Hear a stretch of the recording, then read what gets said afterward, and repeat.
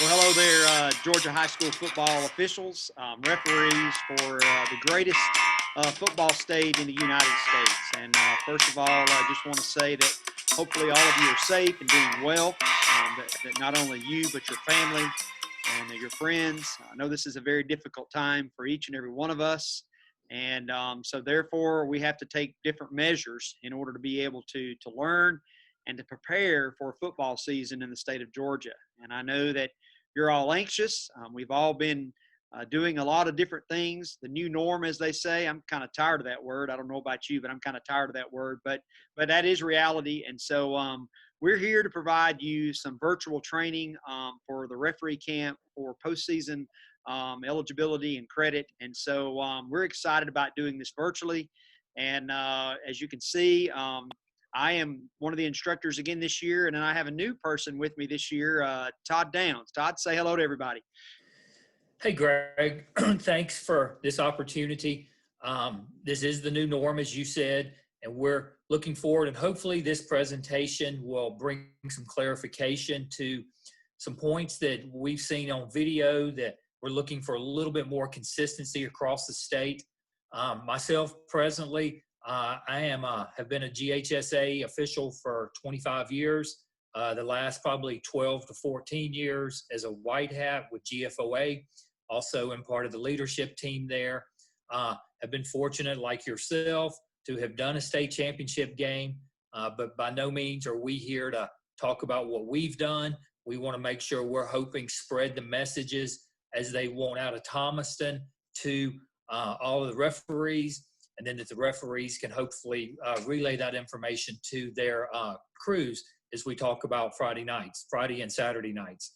We're going to try today hit some of the things that we see and that the GHSA Evaluation Board has seen on film that have been some inconsistencies across the state. So our goal today is to present things to you that hopefully can make you better, and then you can use to implement in your crews and in your associations, because we are looking for that consistency across the state of Georgia. Yeah, thanks, Todd, for sharing that. We are excited about the season, and it is great to have Todd on board. And we've been working together for several months, and now here we are trying to put this together. And so we're going to be putting it together in pieces. And as Todd already says, neither of us have all the answers.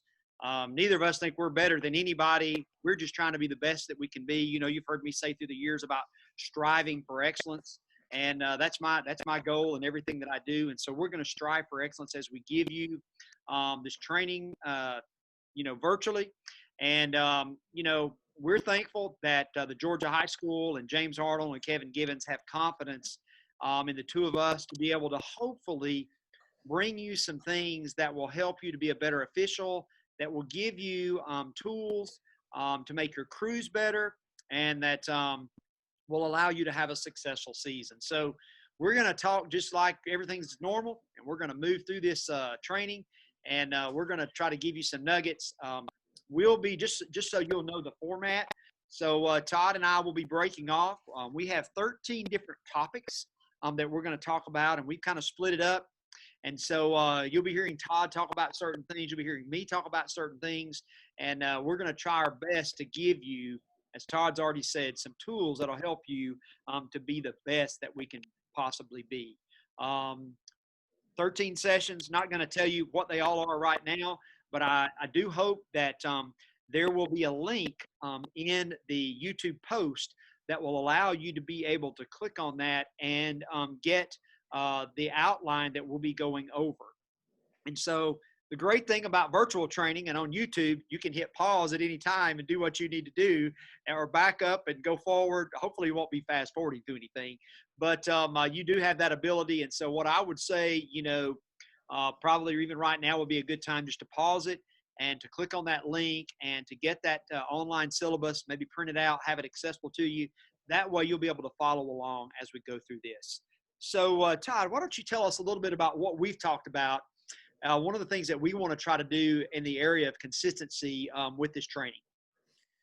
So there's been 2 or 3 things that we have seen through the state level that have a lot of different associations have been doing, let's just say a little bit different.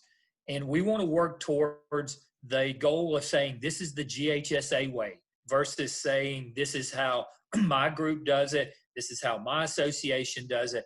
We would like everyone to work towards the goal of this is how the GHSA does it.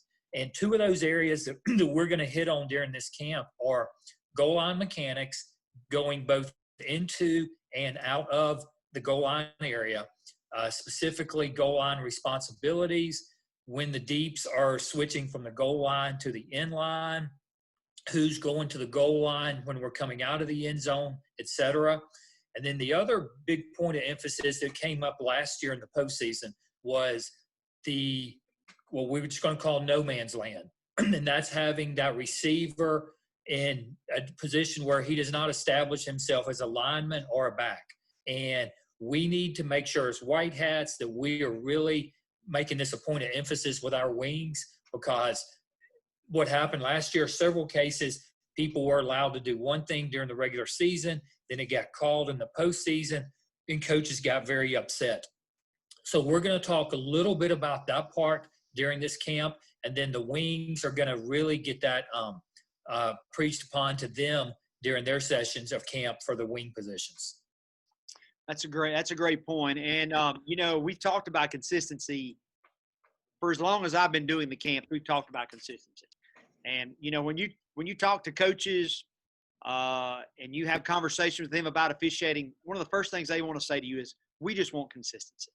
And, when we get into the postseason, we don't really want to focus on the mice, such as somebody being in no man's land. But however, it shouldn't be a mice at that point during the season. It should have already been fixed. And so it becomes an elephant when we call it, even though it may be a mice, because coaches get upset because we're not bringing forth consistency as crews across the state. So as Todd's already said, it's important for us as referees to make sure that we are communicating to our crews how we want to officiate that, and more so than how we want it, but how the Georgia High School is expecting us to do that. We all know that's been a pet peeve of Dr. Bodie's for some time. And so it's important that we make sure that we're not doing it to please Dr. Bodie, but because the Georgia High School is asking us to do that. And along those lines, referees ought to get more money. Wouldn't you agree with that? We ought to get more money, don't you think so, Todd?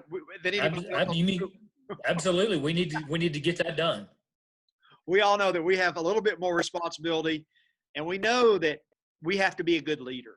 And especially during COVID-19, and Todd's going to talk about some of the COVID-19 considerations, but the reality is things are going to be different this year. And so as a referee, we have to be good leaders, and that has to start on Monday or Tuesday. And, so we have to be ready to get our crew prepared for the game in which we have. And so we just got to be good leaders. And, the overwhelming majority of the referees that are going to be participating in this postseason camp, you guys have got that. And you hear me talk about this in the past too, is who are you giving it away to? And so it's important that as we go through the year, when we have the opportunity to train up the people that are going to come behind us, that they also learn how to be a good leader. Greg, I would add to that, something that we're really preaching upon is flexibility. As the white hat, we've got to understand that things are going to change during the week this year. Our crew may change. A school may have to change something due to COVID-19. We may have crew members that test positive on a Friday afternoon. And so we've got to be flexible. We've got to understand this is the new norm for right now, and that we've got to be able to adjust on the fly. Whether that means going to a 5-man crew, a 4-man crew, doing something with a clock operator, whatever those things may be, we've got to really have that flexibility this year. That's a great point. That is a great point.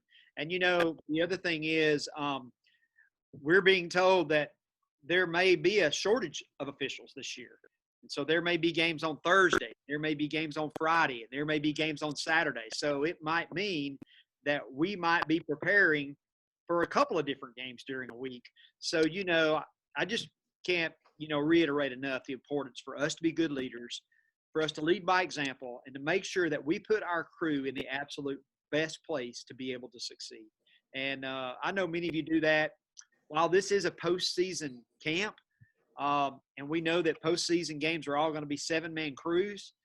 We know that during the regular season, the majority of us are going to be working some 6-man crews. Not only that, we could be working some 5-man crews this year. So, we just have to be prepared for anything and everything that could happen this year because, as James said a couple of different times, we got to get the games covered one way or the other if at all possible. So, Todd, can you think of anything else that we want to talk about before we talk a little bit about the test and kind of what we're trying to do? No, sir.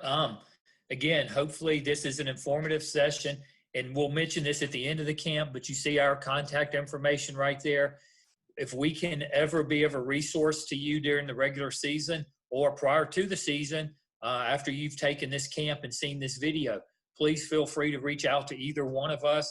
And if we can't give you an answer, we will work hard to get you the answer to whatever your question may be.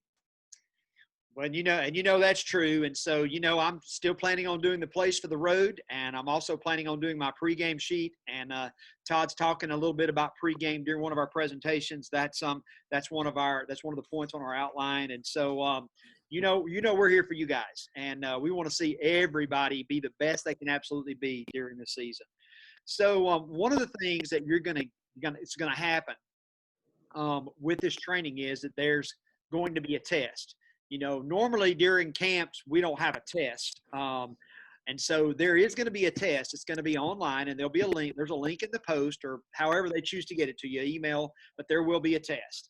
And basically you just have to complete the test. And one of the requirements for the test is, and making sure that you get credit for this camp, is to put the last 5 of your social security number in that form. But everything that we're going to go over, I think one of the things that Todd and I have agreed on, and really was Todd's idea, and I guess maybe because, he comes from an educational background, is we're going to try to teach to the syllabus. And so today, everything that we're going to go over with you in our outline is going to be reflective of the test questions that are going to be at the end. And so there shouldn't be any reason at all as to why you wouldn't do well on the test. But I would also say that if you have any questions about the test, you can email me or Todd. Todd actually wrote the test. He and I worked together on it from after that, but he did a great job with it, and I'm really excited about having Todd on the team here. So anything else you think we need to talk about, Todd? Let's jump into the camp.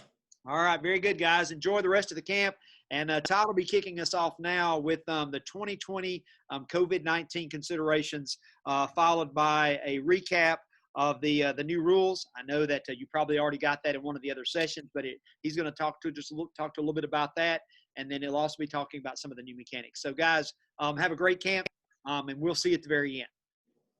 Thank you.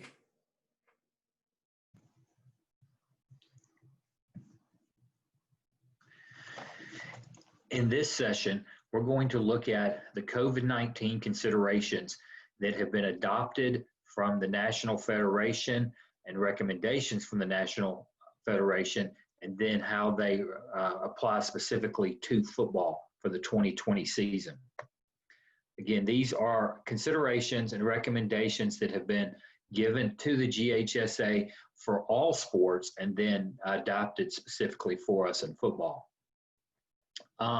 If you look right here, this just talks about precautionary steps, general precautionary steps that can be taken, including social distancing, and the general stuff that we've now been hearing for 3 or 4 months. We're going to get in more specifics here as it relates to football. Okay, let's talk about the legal uniforms and what is going to be permissible as it relates to COVID-19 and what can be individual decisions versus what can be crew decisions. The first piece is regarding long sleeves. Long sleeves will continue to be permissible just like they have been for cold weather in the past if you choose to wear long sleeves. But if you do choose to wear long sleeves, then it needs to be a crew decision, and the entire crew needs to be wearing the same long sleeve garments, which would of course have the GHSA logo.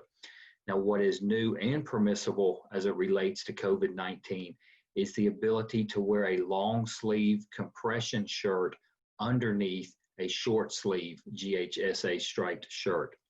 So If you do choose to do this, they need to be similar in color, so that would be black or white.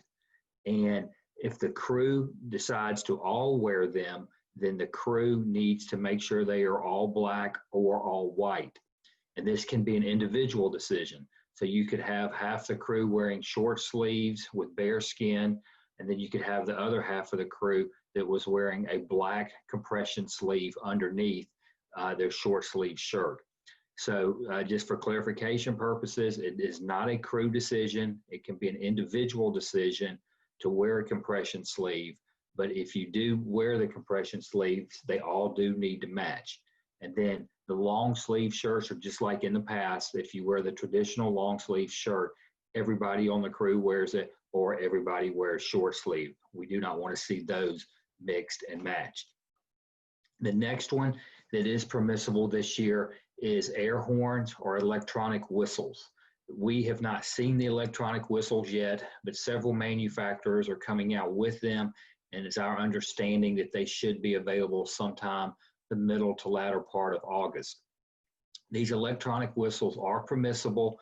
This will be another device that we will have to learn to get used to and how to operate, but they are permissible, as are air horns permissible. I'm not sure how exactly an air horn would be used other than to make the sound of a whistle, but air horns are permissible. The next piece is the face cloth or cloth mask, as we have been calling them now. They are permissible to be worn on the field. You do not have to wear them as a crew. So you could have two members that choose to wear masks and the rest that choose not to. So it is not a crew decision. Presently, there has been no mandate from the GHSA that requires everybody to wear masks all the time. That has not come down, and if it did, then obviously everybody would be notified. A couple of pieces regarding the face coverings, though. The face coverings need to be neutral in color, which would probably be a black or white again, but need to be neutral. Also, they do not need to have any graphics on them, whether that's graphics that are creative in nature where you show a mouth or teeth or anything like that, or any political advertisements, slogans, or anything that would draw attention to the mask. A manufacturer's logo or identification as it being a medical mask would probably be okay, but nothing that would draw attention to the official wearing the mask. Gloves will continue to be permissible, and this can be gloves from a surgical type of glove all the way up to a type of glove that we might wear during cold weather.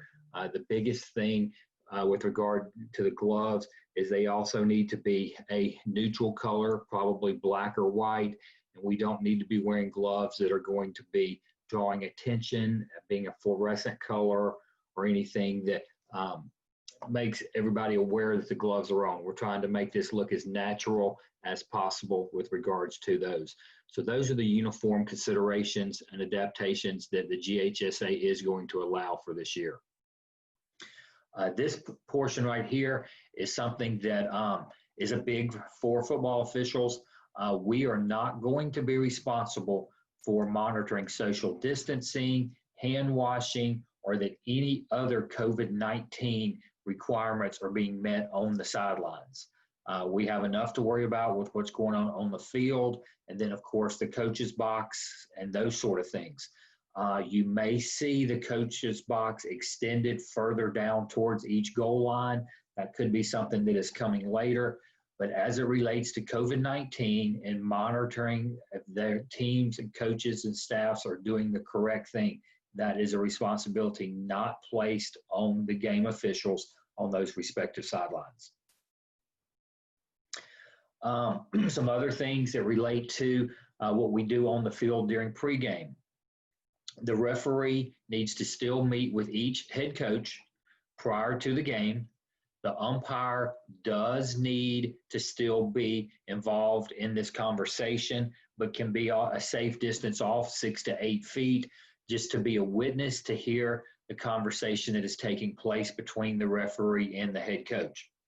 It is permissible if the referee wants to set up and prearrange a location to meet with one or both head coaches to make sure that we're adhering to the social distancing rule, then that is also okay. But again, the umpire does need to be in the vicinity of that conversation so they can hear what's going on. For the coin toss, what we will do if we are observing the COVID-19 precautionary steps, the coin toss will involve only one captain from each team. One captain, the referee, and the umpire. Again, the umpire staying a safe distance away. If we are using this procedure, we must communicate this with the head coach of each team when we have that pregame conference. If they wanted to keep other captains at the hash mark or on the sidelines, that would probably be permissible if they were social distancing, but only one captain from each team along with the referee will go to midfield. Along those lines, we will suspend handshakes. That's when the referees are meeting the captains. That's when the captains are meeting each other. And even let's go further back, when the officials are meeting with their respective head coaches, both before and during the game. There will be no handshakes. Maintaining social distancing when doing our pregame responsibilities. That will include working with chain crews, ball boys, game administrators, just making sure that we are setting the tone early of how we want to make sure the social distancing rule is going to apply. We can encourage bench personnel to observe social distancing. That was a recommendation, but again, we are not going to police that, and that's something that we need to try to stay out of as game officials. Pre-game, we mentioned this earlier, the shaking of hands during introductions. They're telling the coaches to suspend the post-game protocol of shaking hands as the two teams do after the game. That is something that does not affect us as game officials, but just something that we do need to be aware of, that they're asking the coaches to suspend. All right, let's talk about a few personal responsibilities. If you are a game official and have previously been diagnosed with COVID-19, you should be cleared by your medical provider before you start to come into any exercise program, and more specifically coming into officiating football with the GHSA this fall. If you feel like you're coming down with COVID-19 symptoms, please notify your assigner. They recommend taking your temperature in the morning and then before you go to work, your contest. And if during the event, while you are refereeing, if you think you start having signs or symptoms of COVID-19, you need to notify your referee, you need to notify game management, and then find medical personnel, which will be available on both sides and possibly and should be with an ambulance somewhere on site also, and notify them of what and how you're feeling. This just goes over defining what the CDC has described as who is most vulnerable. I think we all know most of this by now, but people 65 years or older or with underlying health conditions are the most vulnerable. One thing this does mention, it is permissible for contest officials to have hand sanitizer in their pockets, and it is permissible, whether it be even between plays, between quarters, half times, or whenever we have dead ball situations, to consistently be washing your hands with hand sanitizer is permissible and suggested. This next piece of the puzzle is travel to and from games. It has been in the past where a lot of times we will arrive as crews to game sites. It is now permissible if all crew members travel in their separate vehicles to the game site. That is permissible. As the referee, you need to make sure you do a good job communicating this with the home school to notify them of how many parking spots that you will need. And that's probably more than the standard 2 or 3 that might be blocked off for you. So that's something that, as the white hat, again, we need to make sure we communicate with our crew, who's driving, who's doing what, and then also the school. It is also now permissible to arrive to the varsity contest in full uniform. Most associations will travel to games in business attire and then change in locker rooms. It is permissible if the referee has communicated this to the crew for the crew to arrive in uniform. What we would like to see is that everybody on a crew does do the same thing when at all possible with regards to how they're arriving on the game site. Locker rooms, we know some locker rooms are going to be very, very large and give us room to have our spacing. Others are going to be very tight. We'll talk a little bit more about locker rooms in just a second and what the GHSA is sending to each and every school. This next one is bring your own beverages. In this times that we're in right now related to COVID-19, do not expect to get beverages from the sidelines. Do not expect to get beverages from water bottles like we may have done in the past, water fountains or anything like that. So it is recommended that game contest officials do bring their own beverages. And what you see here is a bylaw from the GHSA that has been sent to all schools and will be sent to all schools again as we get closer to the season. And basically it is saying that our locker rooms for officials must be sanitized, the requirements that it must meet, etc. If you go to a school to work and they are not providing you a locker room that meets these criteria and safely meets these criteria right here, please notify your booking secretary or assigner, and then he or she should then notify Kevin with the GHSA. And trust me, Kevin will address that individually with those schools if it is an issue. And this reminder will be sent to schools multiple times. So those are the considerations and things that the GHSA has adopted as we approach the 2020 season. We hope everybody can stay safe and implement as many of these as you feel comfortable in doing so. In this section, we want to cover something that Dr. Hines addressed in a letter dated July 28th related to COVID-19 considerations. And here you can see a copy of this letter, and your association leadership should be able to provide this to all referees. And this will be something that will be added to the pregame conference of questions that the referee will be needing to ask the head coach from each team, much in the same way that we've always asked them were their teams legally equipped. Also, as a reminder, make sure the umpire is 6 to 8 feet away, but is a witness to this when you do confirm this with the coach. And as you can read here, you basically are asking the head coach, has he confirmed to you that all of his players, as defined by the infectious disease plan, to his knowledge, are not COVID-19 positive?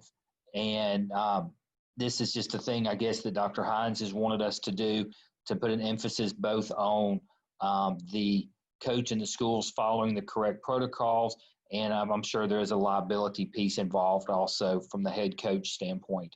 So what I would recommend is that maybe you cut and paste and have this exact same verbiage or something very similar to this on your card of things that you check off and ask with each head coach prior to the game.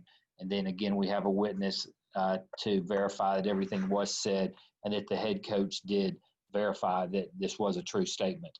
So this is yet another thing that we do need to add to our pregame checklist. Hey guys, welcome back. I know Todd's been talking to you a lot about the 2019 COVID considerations and the review of new rules and points of emphasis. And so I'm going to talk to you a little bit about crew mechanics. Todd has talked to you about the new mechanics as well. And so it's now time for me to talk to you about some crew mechanics that are not in the manual. As we have mentioned several times during this, we really want to make sure that we are consistent in all that we do with Georgia High School. And, that's the one thing that coaches always talk about is consistency is the key. And we know in many cases they're talking about consistency with our calls. And I get that. But one of the ways that we can be consistent with our calls is if we're doing the same things mechanically and we look the same. And where we are, we may not look the same physically, But if we're in the same place, all the time, they'll know what to expect. And so we just got a couple of things that I want to mention to you that are not in the manual. These are mechanics that we feel like that we should have added to the manual, but we have not. And so we think that will be very good for us to be able to consider doing these. So I'm going to open up this file and talk to you a little bit about it, so that so that we'll all be on the same page and be able to make sure that we are being consistent in all that we do. So the areas in which I want to talk to you about are crew consistency as it relates to the coin toss, the 3-minute warm-up period, and the start of the second half. I know this is a 7-person mechanics playoff camp, but I'm also going to talk to you about 6-person here at the very beginning. As you know, this year will be a little bit different when it relates to the coin toss, and Todd's already talked a little bit about that. But I just want to remind you that there'll only be you and your umpire and one captain out there. And so normally after we get through with the coin toss, we all come to the middle of the field and we congregate, we write down the information on our card, and then we break and we go to our positions. This year it might be different. It may be that it may not be necessary for us to come to the middle of the field and all congregate together. If we're serious about socially distancing, then it could be that you guys would just go to your positions on the sideline. And if you don't, and that's what I would suggest, if you're not going to come to the middle of the field and congregate, just go to your positions. The referee and umpire can still do what I'm about to share with you that I believe that we need to do. But if your guys aren't going to come to the middle and we're just going to use our radios to communicate, what's happened with the coin toss, then just let them go on to their positions. But if we do come to the middle of the field and we're going to congregate in the middle of the field, here is what I would like to suggest that we do. So on 6-man mechanics or 7, we'll talk about 6-man here, 6-person mechanics. So right after the coin toss, if your crew chooses to meet at the 50-yard line, once we're all there, we know we have our positions and where we stand. Not going to talk about that. But when you break, some crews star out and go, some crews go down the 50-yard line and go to their positions. And so we thought it would be important that as we try to bring forth consistency with the Georgia high school, that we would all do it the same. And so what we would like to do is after you break, we'd like for our wings and our deeps to run down the 50-yard line, all right? And then once they run down the 50-yard line, they will go to their positions. It'll kind of be a last opportunity for them to make sure that the sidelines are clear and that, people are back, and that would be good. That's what we would like for the wings and the deeps to do. And then when we do break, the umpire would move back to the free kick line. I have runs in the presentation here, but it's not very far to run, but they'll run back, and then the goal line, and then the referee would run to the goal line in which the ball is going to be kicked. That would be for 6-person mechanics. And then the other thing that we would like to talk about is the 3-minute warm-up period. A lot of us do that a little differently. There's not really anything, that we have given instructions on as to how we should do that. And so here's what we would like to see us do, and just to bring forth again consistency across the state.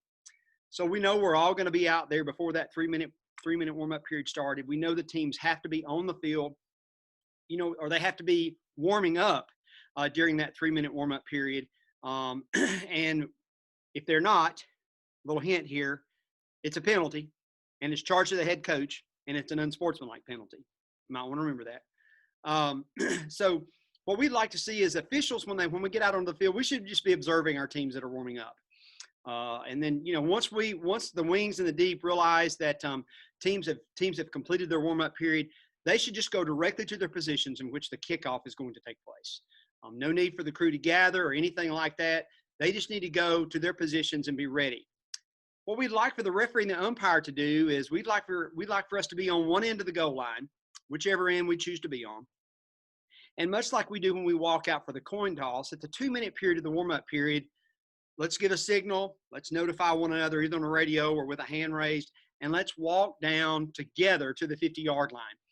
Then when we get to the 50-yard line at the 1-minute mark, we will jog into the middle of the field. And then once we get into the middle of the field, we'll just, confirm which way we're going. And then if we've got our teams out there and it looks like we're ready to go, we can turn and go to our positions.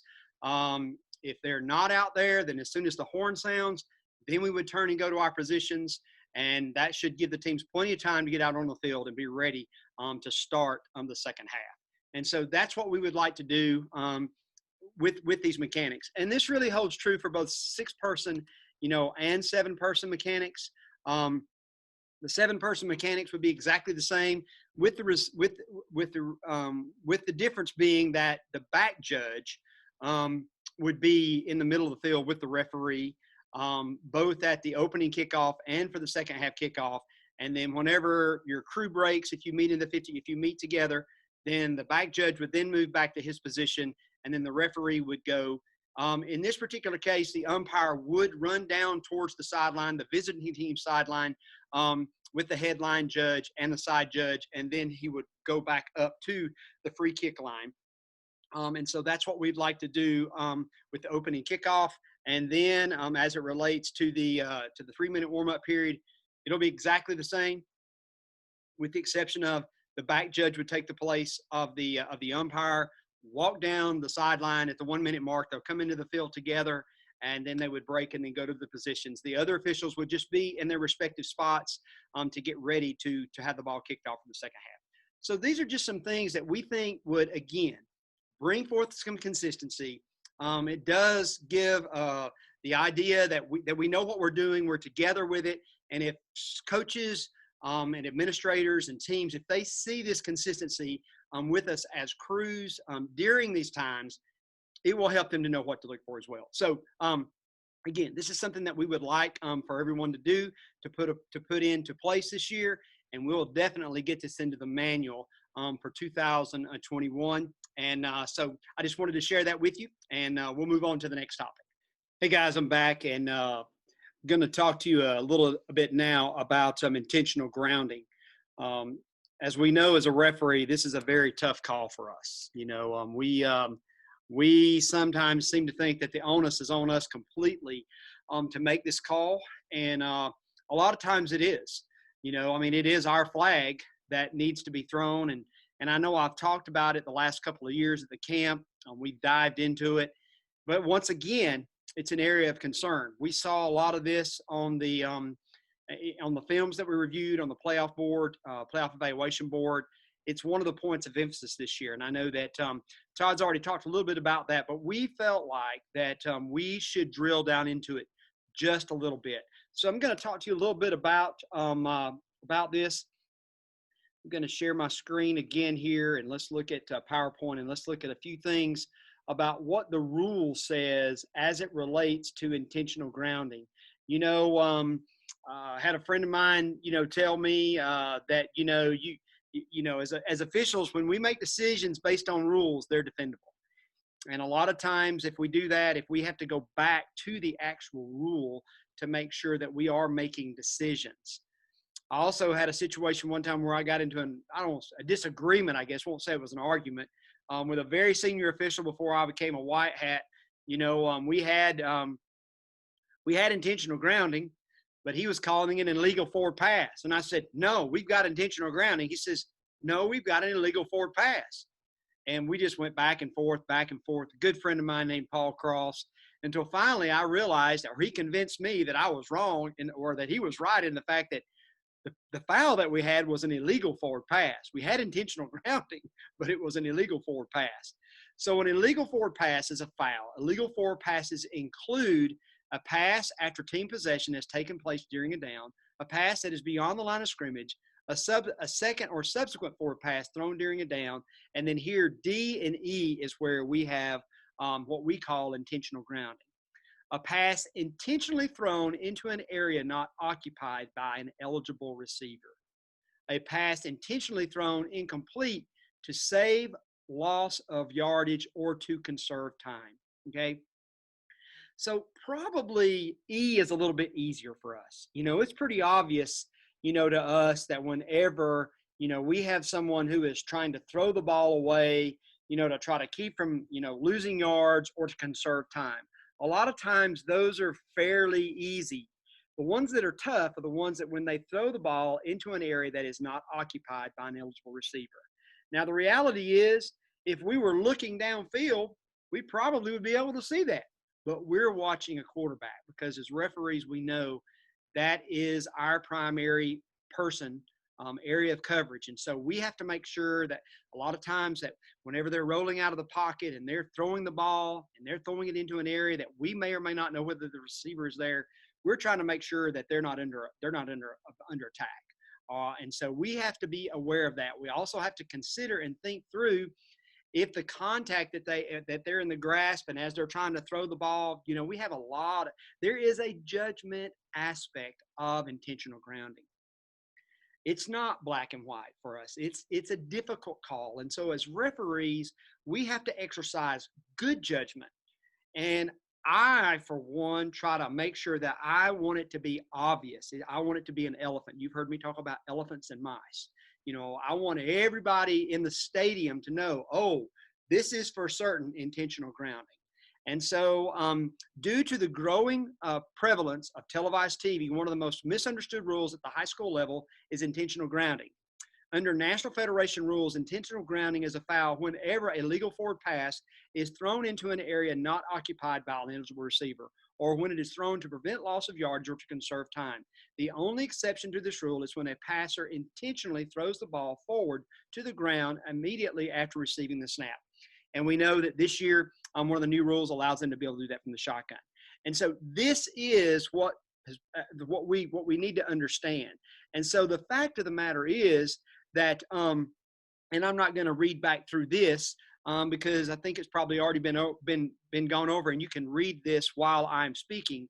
But the reality is that whenever we have to make this decision, it needs to be a crew decision. Dr. Bodie has talked about this numerous times, that it needs to be a crew decision. And how do we make it a crew decision? Well, back before we had radios, our guys would come running to us and say, hey, Greg, there wasn't anybody over there. You need to throw your flag. Certainly, we don't want one of our deeps or one of our side guys, or one of our wings throwing the flag on this penalty. But with radios now, we can say, the guy on the field can say, hey, throw your flag. I believe we have intentional grounding. It's okay to throw your flag.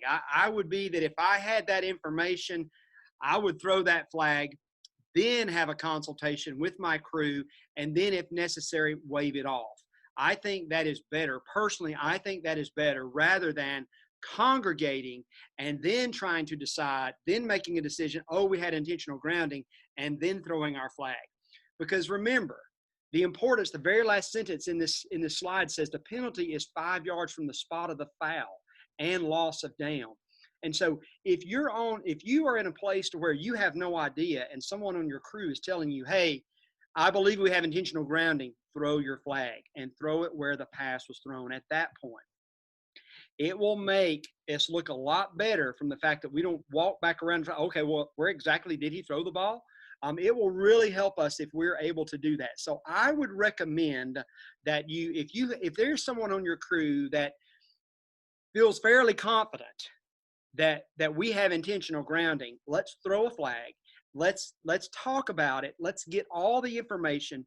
We don't have replay in high school, but we do have our own internal replay system, and we can talk through it, and it will make us look as though we're doing a good job. One of the things I'm going to talk about a little bit later is enforcement of penalties. And sometimes we see us talking and gathering a lot, to exercise, to figure out exactly what penalties we have.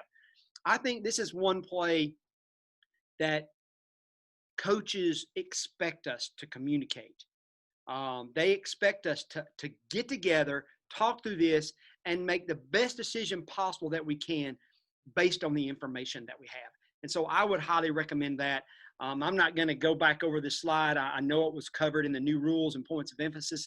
But again, I would remind you about intentional grounding and the importance of making sure that we adjudicate this and that we do our absolute best in trying to make sure that we are getting this call right, because it is a difficult call, and it's not one that we can solely make a lot of times on our own.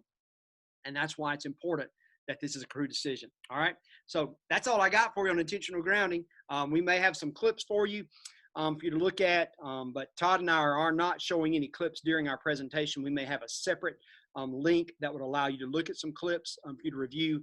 But intentional grounding is something that we need to be focused on, and we know when those plays are going to happen, and we just need to be conscious about it and thinking through it and making sure it's a crew decision. All right, to the next point.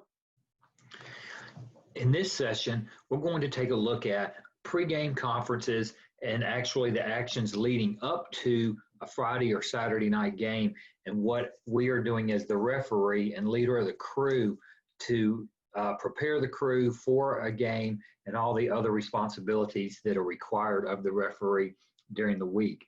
What we're going to cover today are considered best practices, and this is information that has been collected from talking to a lot of referees from around the state.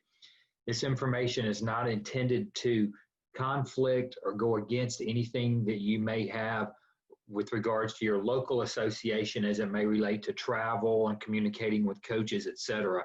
So when there is a conflict with anything in this, if that should come up, please consult your local leadership on the best way to handle that. And again, these are best practices and recommendations for things we can be doing. So starting off on game week, early in the week, let's start our communications. And those communications need to start with your school. And again, depending on your association leadership, this can be a phone call and or an email with the game administration or coach for the school that you're going to. It is recommended that we try to get this done at the extreme latest by Wednesday morning for a Friday game. In most cases, it needs to be done by Tuesday, this communications. And it is best to possibly do it via email because then you have hard copies and replies back in case there's ever any issues. A couple of things that need to be communicated with the school at a minimum are game times, parking, dressing facilities, and now we've added COVID-19 considerations for this year. And I think that is very important as we look at parking so that you know your crew, how many cars are going to be coming, and that the school is prepared for that. That also will include dressing rooms, what is available. Has the school been able to accommodate the GHSA with regards to making sure they have all of the cleaning and cleanliness in the locker rooms where we're going to be dressing. So that will be a very important step this year as it relates to COVID-19 and what we're doing to communicate with the game administrator. And then any other information that might be relevant for that week. Is it homecoming?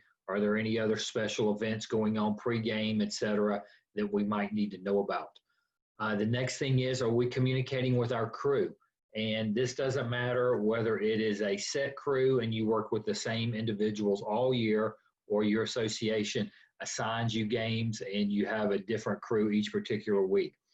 These are important that we are communicating, probably via email again. You may have a group message or other ways that your association has, but everything from meeting locations to drivers. And again, that is important this year as it relates to COVID-19. Uniforms are really important because you may have certain individuals on your crew that are choosing not to, or choose to, I should say, wear masks, not wear masks, long sleeves, short sleeves, compressions, et cetera, and different things like that. So that is very important. Is your association or your crew using radios? What positions are people working? Pre-game responsibilities, meaning are you going to give members of your crew certain things that they are responsible for to help cover during pregame? And we'll talk a little bit more about specific pregames in just a second, but do you have certain things that they need to be doing?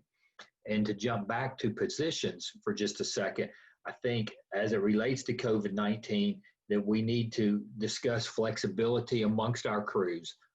What happens if a crew member tests positive or has symptoms on a Friday of game day?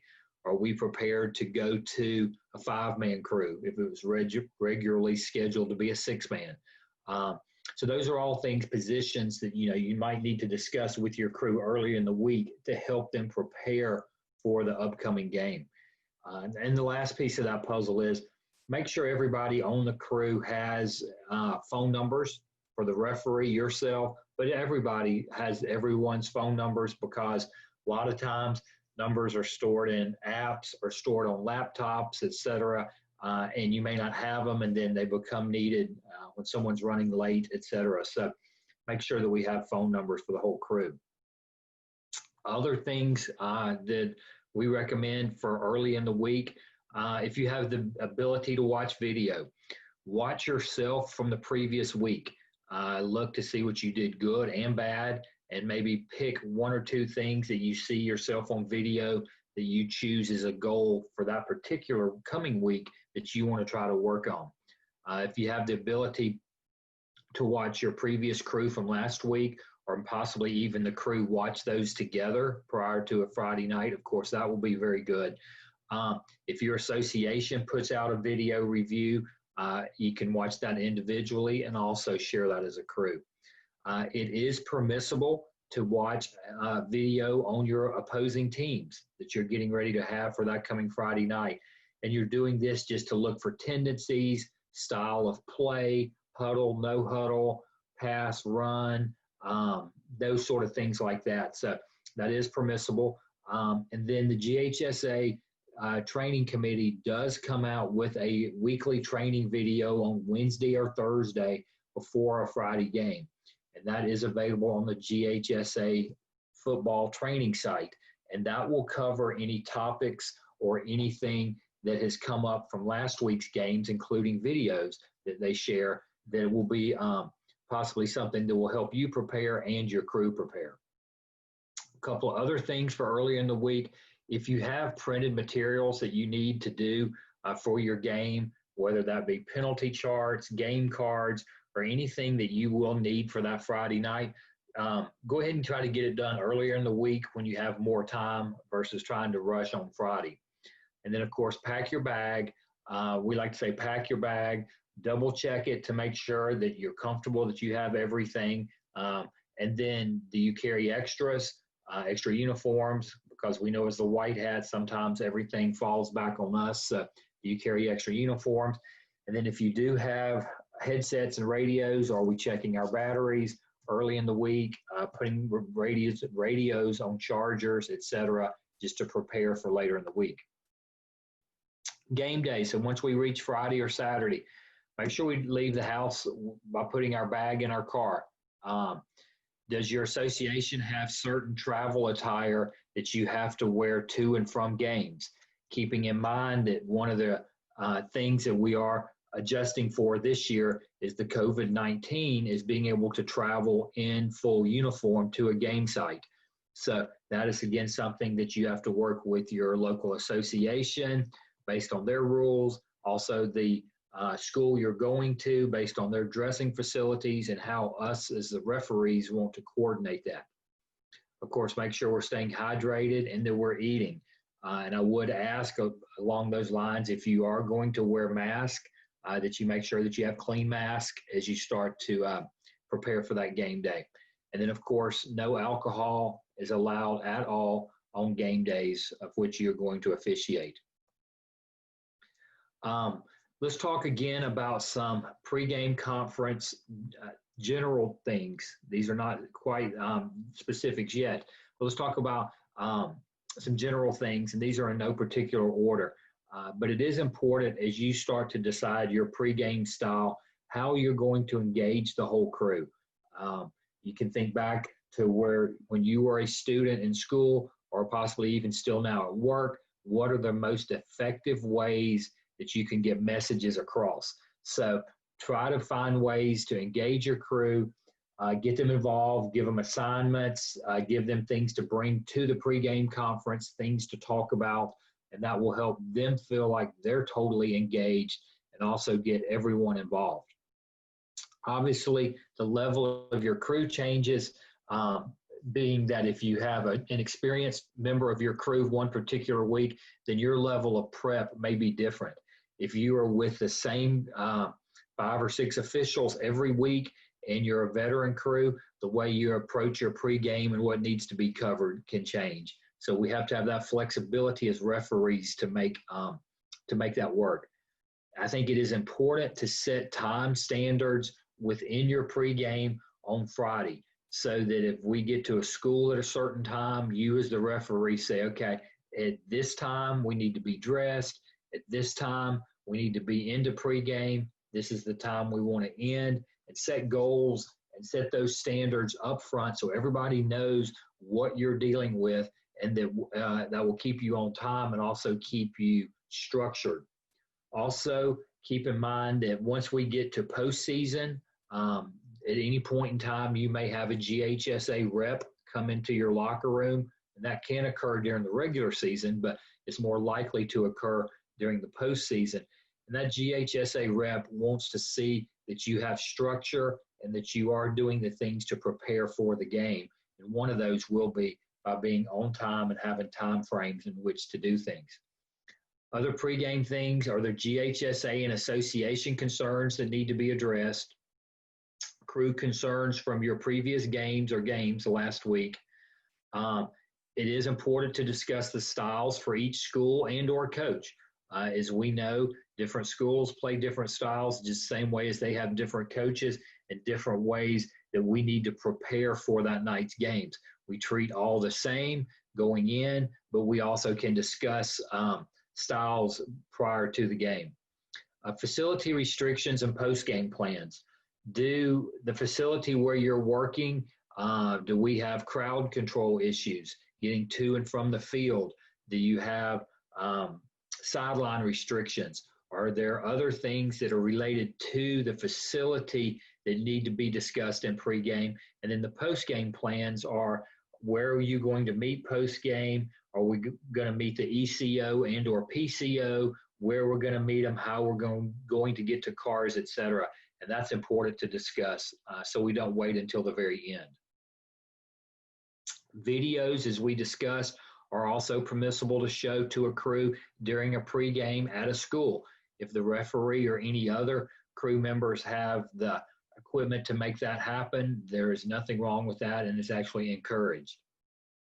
If you have a pregame conference that is taking place and you're constantly having distractions of people coming in and out of the room, people knocking on the doors, or if you're in a training room and athletes are in and out, et cetera, try to make the best of it on that particular night that you're there, and then report that to your association leadership after the game, and then they will report that to Kevin Giddens, and we'll try to get that corrected. And then the last general part of a pregame conference is, please be respectful and grateful of what's offered. We know some schools will offer us full course meals. Others may offer nothing, water, whatever that may be. And that will change possibly this year as it relates to COVID-19. But be respectful and grateful of anything that is offered to you prior to the game. And of course, let's make sure that we understand that we are in their facility, so we need to be taking care of them, cleaning up our trash and leaving things the exact same way or better than what we found them. Okay, this next part is going to be just a variety of things that can and should be included in some form or fashion in your pregames. These are in no particular order, and these orders of which you cover these in your pregame would be totally up to you as a referee and the style of which you are delivering your pregame. But these are all points, and I'm sure each and every one of you have other points that you add to yours, but these are at least a guideline and a baseline for some things that need to be covered. The first one we've talked a lot about, but the mechanics as they relate to COVID-19. What are you doing with your captains? Right now, it needs to only be the referee, umpire, and one captain from each team. How are you handling the coin toss? Who's getting captains? Any other things and logistics as they relate to COVID-19, let's make sure you cover. All clock scenarios with ECOs and PCOs. We know that a lot of times these are younger, inexperienced officials, and with the new rule last year involving the 25-second and 40-second play clock, it is important that these are covered. And then I think with the two new rules this year as they relate to the play clock, that those are also covered. And that may be something that you even do individually during the week if you have a younger play clock operator or electric clock operator that you communicate those earlier in the week one-on-one. Pre-game responsibilities on the field, who is handling what, who is going to deal with bands, playing national anthems, game management, chain crews, ball boys, etc. The next one, goal line mechanics, going in and out. This is an area of improvement for the GHSA for this year. So this is something that is very important that you cover in your pregame. And we want to make sure that we see the goal line responsibilities are covered. People are moving to and from the goal line as they should be. And the deeps are in their respective positions regarding where the ball is snapped from going in. And that's the 7-yard line. We've talked about this earlier in this camp, but the 2 minutes remaining in the second and fourth quarters, how the sense of urgency needs to pick up. We don't change our mechanics, but everything we need to be doing during this time has a little bit more of a priority to it. And of course, we know there is some penalty administrations that are done a little bit different. Ball handling rotations, if you want to make your crew look really good, this is something that you need to practice and something that needs to be talked about, how you're going to handle balls with regards to getting them in and out. As we know, balls that are thrown over officials' heads and missed and dropped and all that can make a crew look very, very sloppy. So this is an important topic to cover. Looking at more specifics, new rules from last year, from this year, and those are really important to cover early in the season to make sure that we're covering and not forgetting some of the stuff from last year. Pre-snap keys for all position and play types, especially any special team plays, just making sure that we are covered on those. New mechanics, that's important, especially this year since we have switched the kickoff mechanics, but everybody's just on the same page. The national anthem, if nothing changes, this needs to be played as early as possible prior to, we normally say 7:20 is when that needs to be played. And it is important to note that this year, if an official asks or chooses to take a knee during the national anthem, that is permissible. Kevin has said they are not going to take that right away from an official. If that should choose to occur, that official should choose to do that. So it is important to discuss the national anthem if you want your crew in one spot together, et cetera, and what time that is going to be played. Radio use. If your group is using radios that particular night, make sure you have a plan for what channel you're going to start on, what channel you're going to go to if you have interference, and what you're going to do for that matter if they go down completely. Radio use can also include what you're doing in communicating with clock operators that may not be on the field but may be in press box. Mechanics for measurements. One thing that can make you look really, really bad is if everyone doesn't know exactly where they're going when we have measurements. So it's important and that we don't assume that everybody knows where they're going, especially if you have different people each week. Penalty administration, as a referee, this can make or break you. So what you feel is important to discuss with the crew, but it does need to be talked about. Halftime and post-game plans. We've already talked a little bit about post-game plans, but what are the halftime plans? Some schools do not dress you or let you go at halftime to the same place that you dress pregame. So what are the halftime plans? Is the clock operator going to come down, stay upstairs? When does the clock operator start the 20 minutes? And anything else related to that, including the 3 minutes that needs to be put back on when we come back out, that is the warm-up period. Scrimmage kicks, special rules, and mechanics as they relate to scrimmage kicks and momentum, and those different things that are sort of the strange plays that don't occur a whole lot, but I think it's important to cover some of those so that if they do come up, we don't have a situation where we look like a deer in the headlights and we're not sure how to handle those. Fight situations.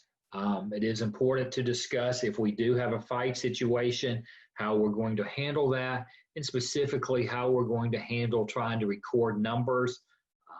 In this case, we can have clock operators, we can have PCOs. If you have a chart, penalty chart, or others that can help you in those particular situations, but it does need to be covered. Weather delays. We've talked about the new rule earlier in this camp as it relates to weather delays, but it's important that you have a plan in place and a plan in place of who is going to record the time or times that you actually come off the field. Game admin contact. This is going to generally fall on the line judge, but it's something you do need to, again, cover in your pregame, and knowing how to get in contact with that person, where that person is going to be, both for weather-related type of things, but also for if we have sportsmanship or other things that are going on that need game administration, it's important to know where they are and how to get in touch with them. Ball boys. Ball boys are obviously the two wing officials, but how are they going to handle them? We like to try to say we're going to keep them off the field as much as possible, but make sure we have a good pregame conference with the ball boys and how they're going to be handled. And we discussed this one a little bit earlier, but you may have to dummy down your pregame based on the crew experience and who you have working with you, or if you have people working at new positions, you may have to make sure you're covering more positional and mechanical stuff to make sure that they're on the same page.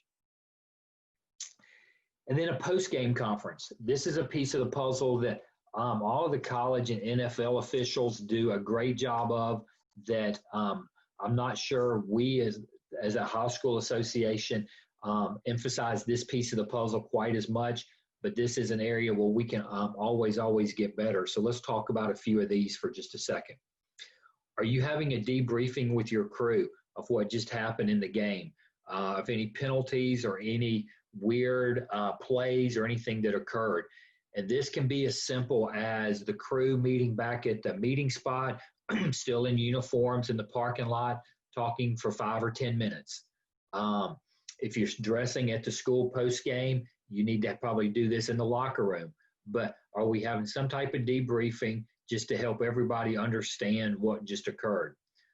Do you as the referee have any special reports that need to be filled out? Ejections, major injuries, or anything like that? And do you have access to those reports on your computers so that you can do those on Friday night and hopefully get those to your association leadership team Friday night and or first thing Saturday morning after a Friday game? Communication with your association leadership, depending on the protocols that your assigners ask you to do. Do you need to communicate with them that night? And I can tell you, if you have an ejection or a major injury, you do need to communicate with your assigner post-game as quickly as possible. Do you have video feedback? How quick do you get video? And can you share that with your crew, or does the whole association see it? But any feedback that you can start giving back is very important. If you have something that was a specific issue where you can help a crew member out, because remember, we are the leader of the crew as the white hat, that you can help that crew member out, reach out to them over the weekend and maybe have a one-on-one conversation with them if that's something that you feel is appropriate. Also, if you have a crew member that was injured, make sure we're touching base with them over the weekend, or being, again, the leader of the crew, if you heard something that a crew member was talking about during the game or during the pregame, et cetera, that was a family issue or whatever, touch base with that crew member over the weekend, and that can go a long way towards helping you as a leader and helping just everything amongst the crew. And then this last one in red, this needs to be a decision that is made by your local association. But if a coach reaches out to you post-game, wanting to know an explanation on something, wanting you to review a video or anything of that nature, you need to follow your association's protocol. And in most cases, that's going to involve someone from the association communicating back with that coach.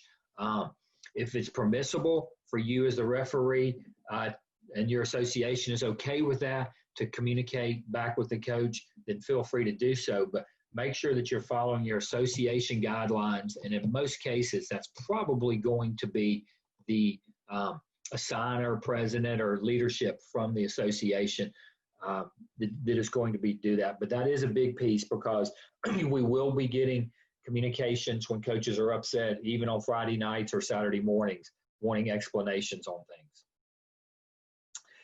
That's going to conclude this part of the presentation, but it's important to know that we are leaders of the crew, and you are the face of the crew for that particular night.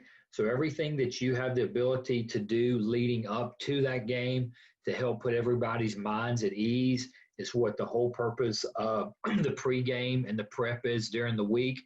And hopefully that can help lead to a quality game that avoids a lot of issues. So again, that concludes this presentation.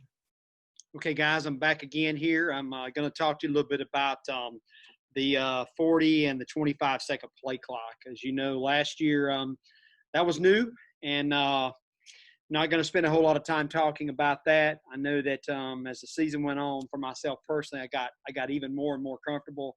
But I did find myself even at some points, where you'd have that ball going out of bounds, and you would be, trying to think about what you're supposed to do. Is the play clock running? Do I blow it ready for play?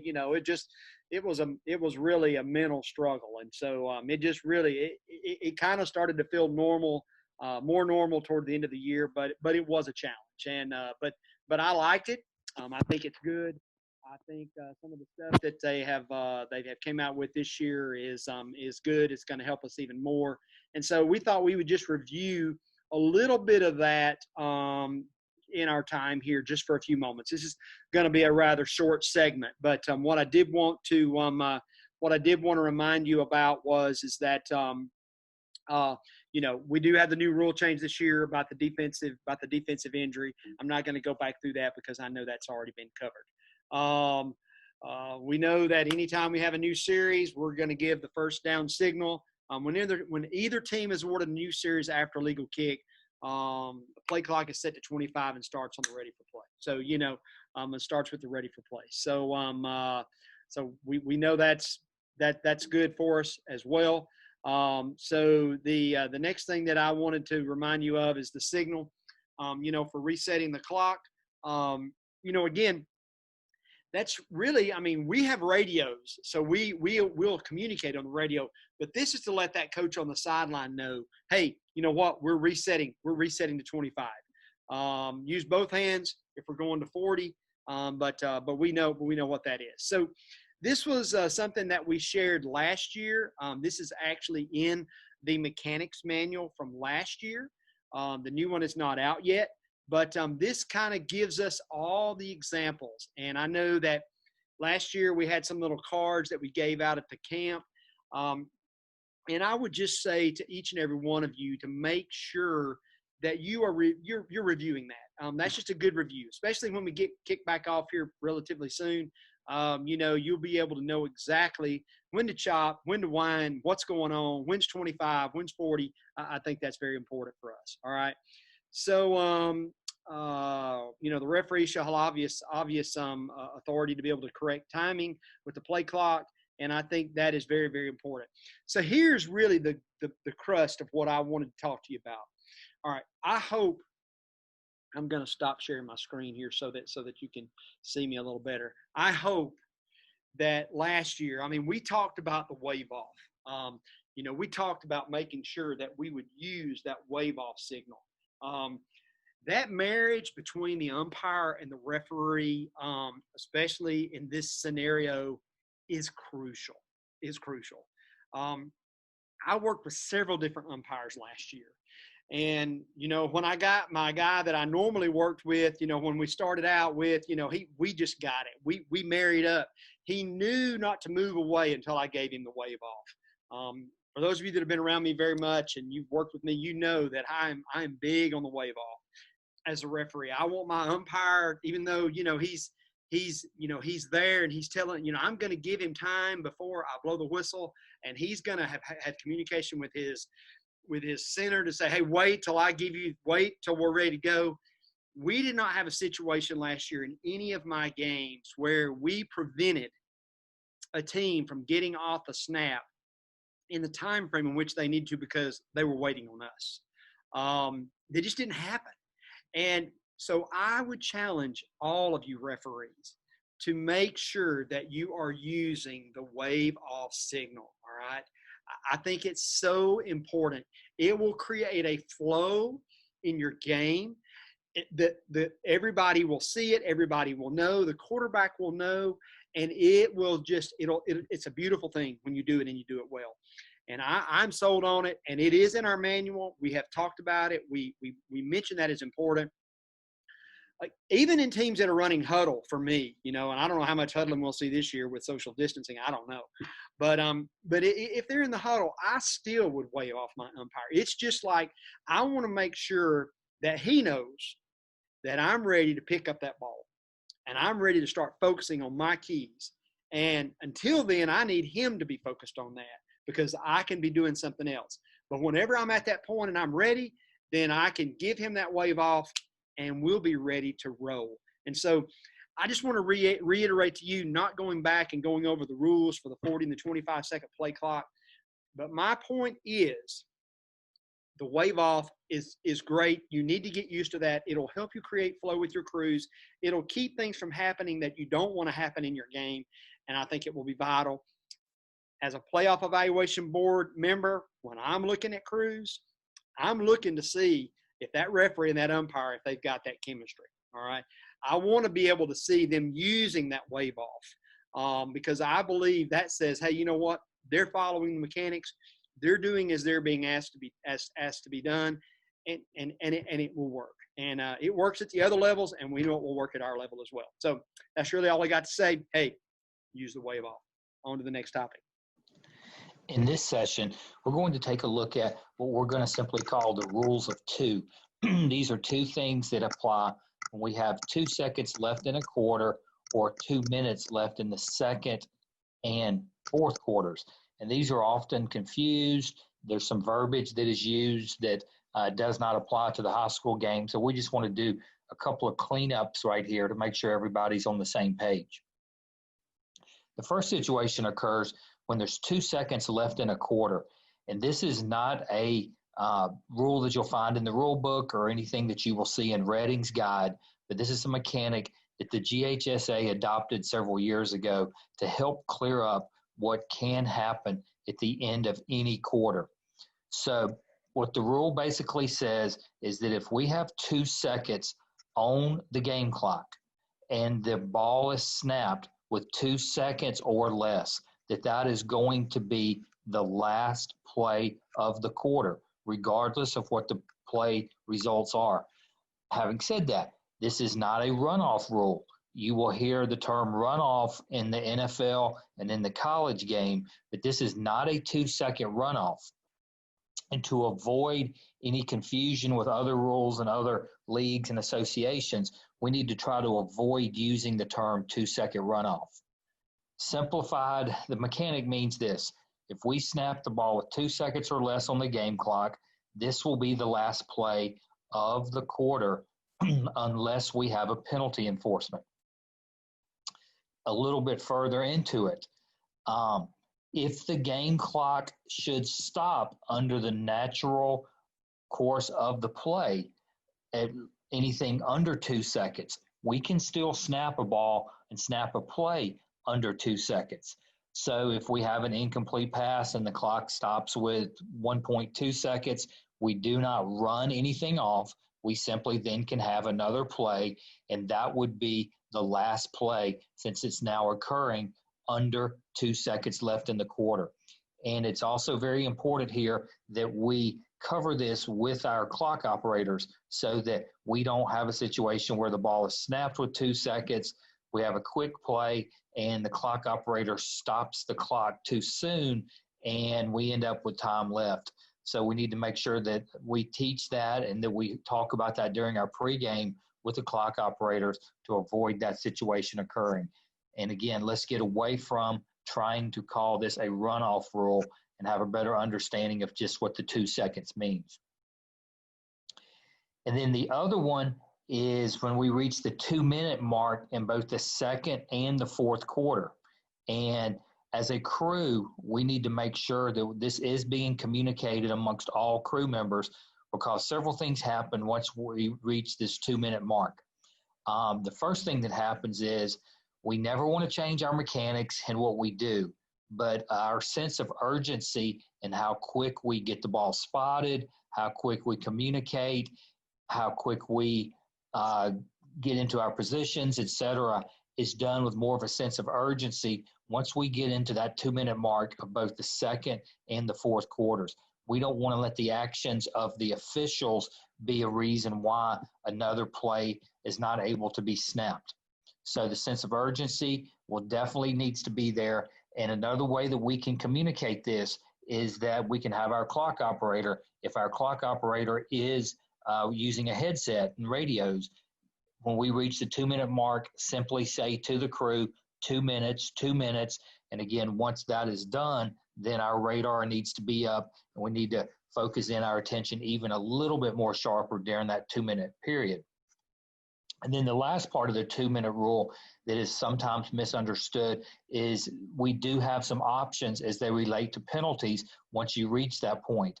And as you see here, if a penalty is accepted with less than 2 minutes remaining in either half, the offended team has the option to start the game clock on the snap. And we'll jump into that a little bit more on the next slide. But as you look here highlighted in yellow, the opposite of this is not true. A team never has the option to start the clock on the ready when it is supposed to start on the snap. So simplified, here's what this means.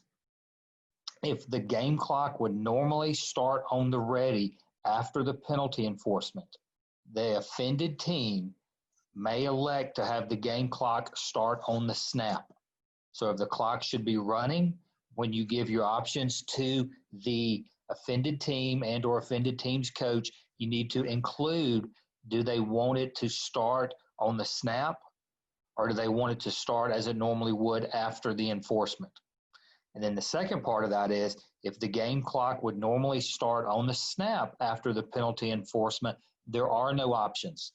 So if the results of the play make the ball start on the snap for the next play, that is not an option that you would give to the offended team or the offended coach. It would just automatically stay with the option of starting on the snap. So it's real important that as referees, we understand the differences in these two right here. And then most importantly, that we give the option to the offended team in this situation and don't take that advantage away from them that they may have in being able to conserve time. So that we're just going to simply call these the rules of two. And I think it is important that as referees, you study these, you feel very comfortable with both of these, and that you do discuss them with your crew during pregame so that when these situations do arise, we have the ability to get them right. And that concludes this session. Okay, I'm going to talk to you now. I'm going to show you a couple things, and I'm going to talk to you now specifically about goal line mechanics and about penalty enforcement procedures and mechanics as well. We observed last year on the film review that a lot of our crews did not correctly use the mechanics for goal line mechanics. And we also noticed that sometimes it seems as though that whenever there were penalties, it just took way too much time there on what appeared to be, from watching on film, simple decisions, and so just want to show you in the manual where that is and what's expected, and maybe give you just a few little nuggets that will maybe help you, or at least from my perspective. So first thing I want to show you is this, and I don't want to insult anyone's intelligence here at all, but the referee digital portal, this is where you go to access the Georgia high school mechanics. and the manuals. And you put in your email address, you sign in. It's the same whether you use it on your iPad or your phone. I have it on all of my devices, and then I have it bookmarked in my computer here so that when I need something, I can easily access it. All right. And when you log into it, you're gonna get. It's gonna ask you, what manual you want. The one last year, the two from last year, the 2019, the 6-man and the 6-person and 7-person mechanics, and then the one that was the previous year.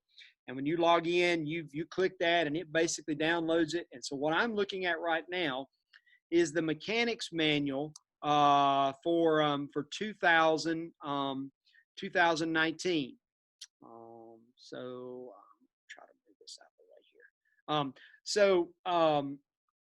Sorry about that. So as you can see, it basically is going to give you all the different chapters. All right. And it give you where you can go. You click on it. And when you click on it, it will bring it up. And so what I've done just a few minutes ago is I clicked on scrimmage plays, and I already have that up. And as you can see, scrimmage plays are right here.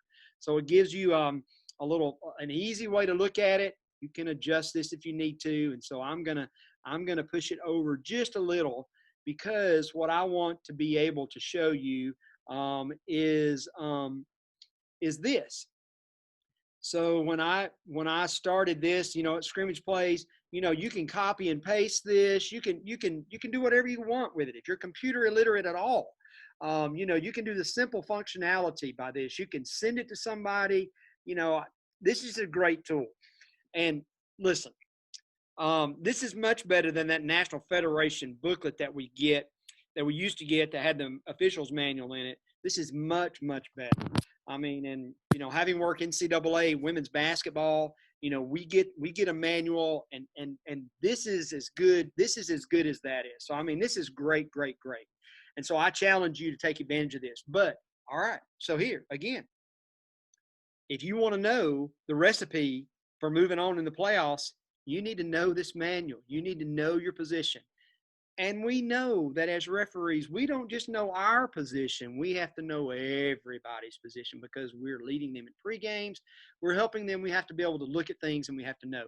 So this gives you everything. It mentions the wave off that I've spoken about, et cetera, et cetera.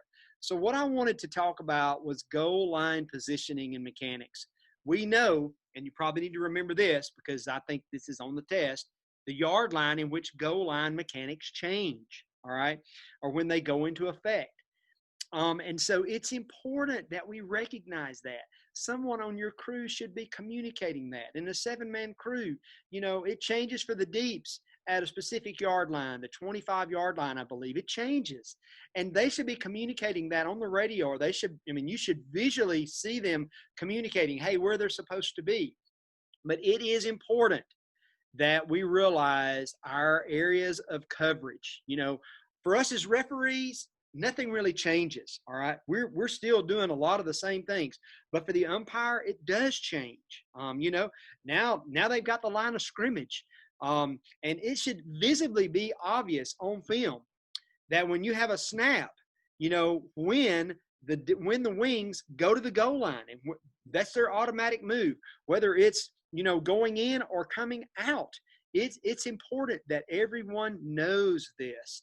And so I'm not going to read this to you, but I'm going to tell you that if you want your crew to be successful, you don't want to have glaring mistakes at the goal line mechanically, because most of the people on the playoff evaluation board, they're going to want to go and see those scoring plays. They're going to want to see how they happen. They're going to want to make sure that there wasn't some mechanical flaw or some grievous error on judgment made at that particular time in the game, because that's important. And so it is important that we realize when, reverse mechanics start. I mean, the diagrams are great in this manual. And so it is important that we know when these start, when the changes take place, and who's got responsibility and how we communicate. So goal line positioning and zones are very, very, very important. All right.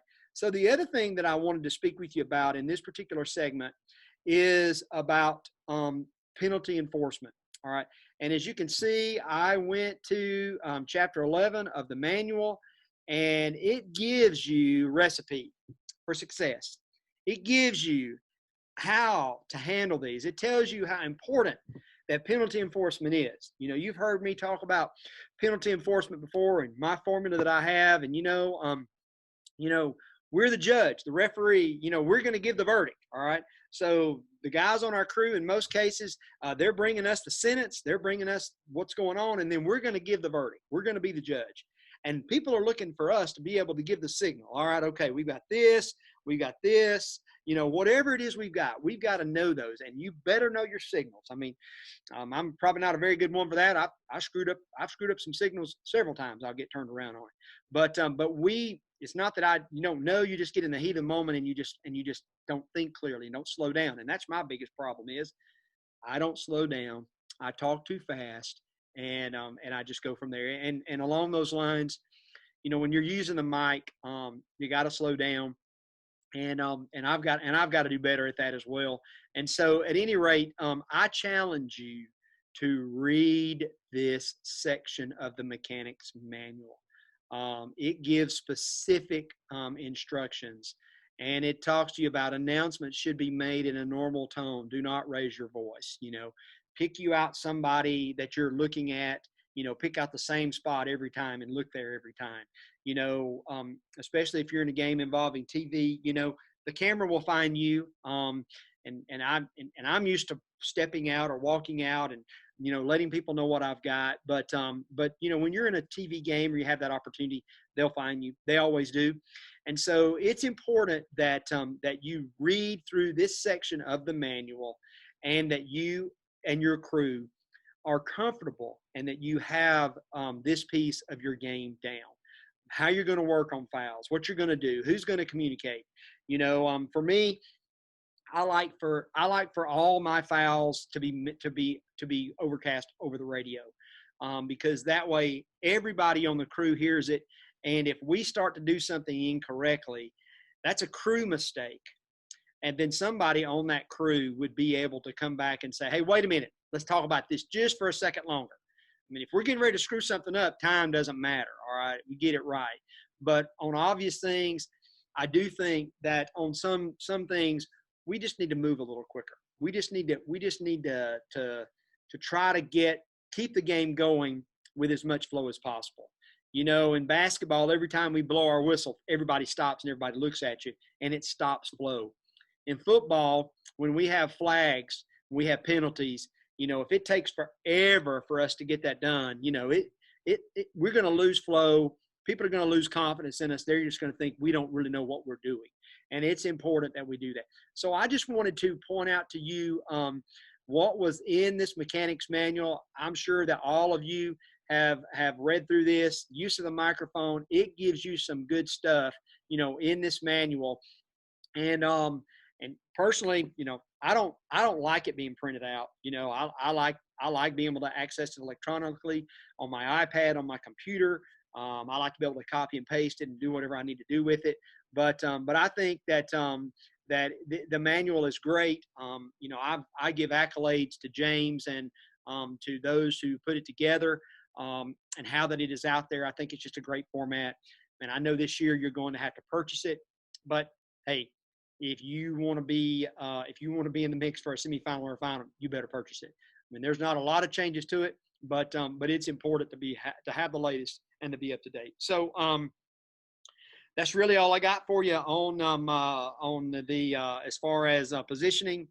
Goal line mechanics, making sure that you're cruising the right spot, and then also making sure that you handle penalty enforcement procedures and your mechanics as it relates to that. What everybody's doing, those are conversations you need to have with your crew, especially, if you're being filmed or you get a TV game and it's going to be obvious that people are watching your every move on dead ball. You need to make sure you look sharp and you're together with it. So thanks again for your time. In this session, we're going to talk about the referee positions and mechanics on scrimmage kicks. In watching film, there's a lot of inconsistencies in some of these mechanics, and specifically when the kicking formation signal is given and the positioning of the referee on these two type of scrimmage kick. So we're going to talk about what is the correct way to be and where we should be standing, et cetera. A lot of the reason we think this confusion has come up is due to the fact that in the NFL and college, they have a second official back there with them, either the umpire or the center judge. So their mechanics are different. But we have a lot of our officials that are watching, obviously, college and NFL on TV, and you see the position of those referees and those particular mechanics. Well, and obviously in the GHSA mechanics, we do not have the assistance of that second official back there. So our mechanics are just a little bit different. And we want to really try to cover those here and make sure that we are being consistent across the state on our positions and mechanics on scrimmage kicks. So the first one we want to look at is going to be extra points and field goals. So let's talk about some of these mechanics and where we need to be. The first is for extra point and field goals, we always want to be on the side facing the holder. Well, the majority of kickers are probably going to be right-footed. But having said that, we need to make sure that we know prior to the first extra point or field goal which side of the field the holder and the kicker are going to be on respectively. So we can find that out several ways. That can include if your association has Huddle or any other film sources, you can look and see what your kickers have done. We can watch them during warm-ups. You can communicate with previous crews that may have had that particular school. It is permissible to ask the head coach during your pregame conference, right-footed or left-footed kickers, and even ball boys might be able to help you. In the event that we get burned and we're on the wrong side of the field, let's say for either one of the type of scrimmage kicks early in a game, let's make that a learning lesson and only get burned once and make sure that we're on the right side of the field the next time that particular kicker comes onto the field. For extra point and field goals, we use signal 19, which is the same twisting of the arms together like we would for an illegal procedure penalty reporting to signify to the umpire that we are in a kick formation. But a couple of points about this. Number one, the referee should be the one that initiates this signal with the umpire. This signal should not be given until the ready for play has been given by the referee and a holder has established himself as 7 yards deep to be the holder. We see a lot of cases where it's just a formality that you see the umpire and the referee giving signal 19 to each other, but either the ready for play hasn't occurred yet or the holder has not established himself yet. So those two things need to be met before we signify that we are going to give the kick formation to the umpire. And then ultimately what the kick formation is doing is giving the umpire the ability to communicate about the snapper being protected. And it is permissible for the umpire to communicate with the defense with terms like stay off my snapper, don't hit my snapper, etc. Like that. And that's the main reason that we are doing that, is to signify we're going to protect the snapper, also letting the rest of the crew know that we are in kicking formation, and now we have number exceptions that do apply. Let's talk about our specific position as it relates to extra points and field goals. We should be 3 yards wider than the last down lineman on that side of the field. That's probably going to be a tight end on that side of the field or an up back, and we need to be at least 3 yards wider and then at least 2 yards behind the kicker's initial position. And that's going to basically put us at a 45-degree angle so that we can see the holder, the kicker, and the blocks that may be coming into that holder and or kicker. Okay, we're going to look at, first of all, this is a college mechanic, and as you can see, you do have the center judge back there. So this is the incorrect way to do it, and we're going to start this video here, and then I'm just going to stop it here in just a second, right prior to the kick. Okay, right here, if we stop it, you can see, number one, this referee is way too far wide. And we're talking about for high school mechanics, not for college mechanics. This is just an example that we see here. So if this mechanic was being used in a high school game, number one, he would be too wide. And then number two, he is on a straight line with the kicker in this particular case.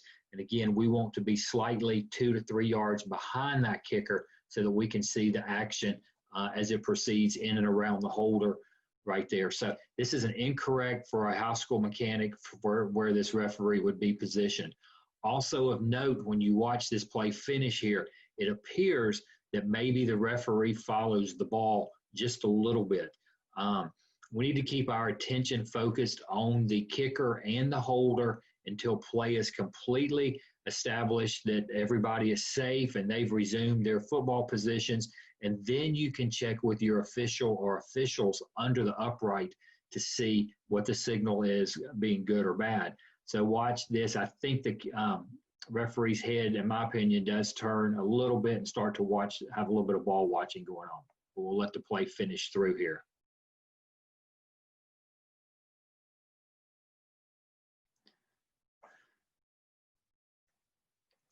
Okay, so now on this slide, we will talk about, and this is from a GHSA game last year at Georgia State in the finals. So let's talk about how this referee does a good job. We'll stop it right here when he gets close and talk about his cone of vision. So as we get right here, you can see that he is wide enough of the tackle on the left-hand side of the field. He is 2 or 3 yards behind where the kicker would be, and that allows him to have a good cone of vision. And he turns his head to see the action. You can turn your body slightly at a 45 degree also so that you can see that action. But this yellow cone of vision is what we're looking for here so that you're able to see all of the action in and around both the kicker and the holder.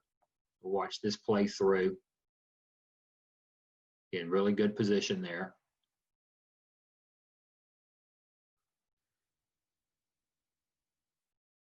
And then the kick finishes. Okay, so let's talk about the referee position and mechanics as they relate to punts. The referee's position should be offset to the side, wide enough to watch the action by the runners, but not so wide that you can't see a ball if it is tipped by the defense. So that's generally going to be, as a rule of thumb, 5 to maybe 7 yards.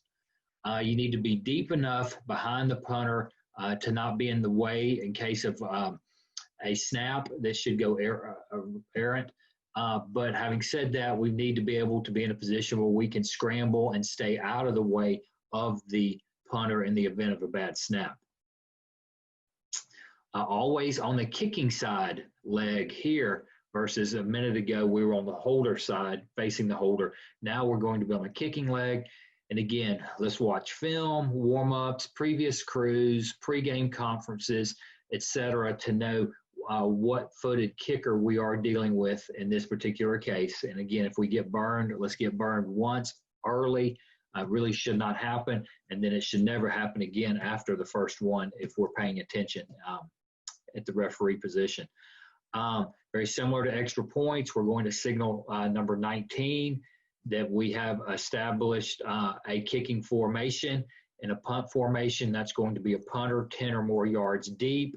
After the ready for play signal, the referee needs to again initiate this signal, and then the umpire will communicate that we need to stay off and protect the snapper. Okay, this first one is going to be an incorrect punt, mechanic-wise, and there's a couple of things in play here. We'll give them the benefit of the doubt and say that they have given the kicking formation, although you never do see it on this particular film, but we'll give them the benefit of the doubt there. Number two, the referee stays completely flat with the punter. As you watch it play through here in just a second, you will see that he stays on a complete yard line with the punter. Probably okay depth-wise, could be a little bit further off to the punter, but has no depth behind the punter whatsoever. And then number two, as you watch the play, you're going to see that the punter, as it turns out, is a right-footed kicker versus a left-footed. So we're too flat and on the wrong side of the kicker. That much we know. Again, we don't see the signifying of the scrimmage kick formation. but we'll watch this through.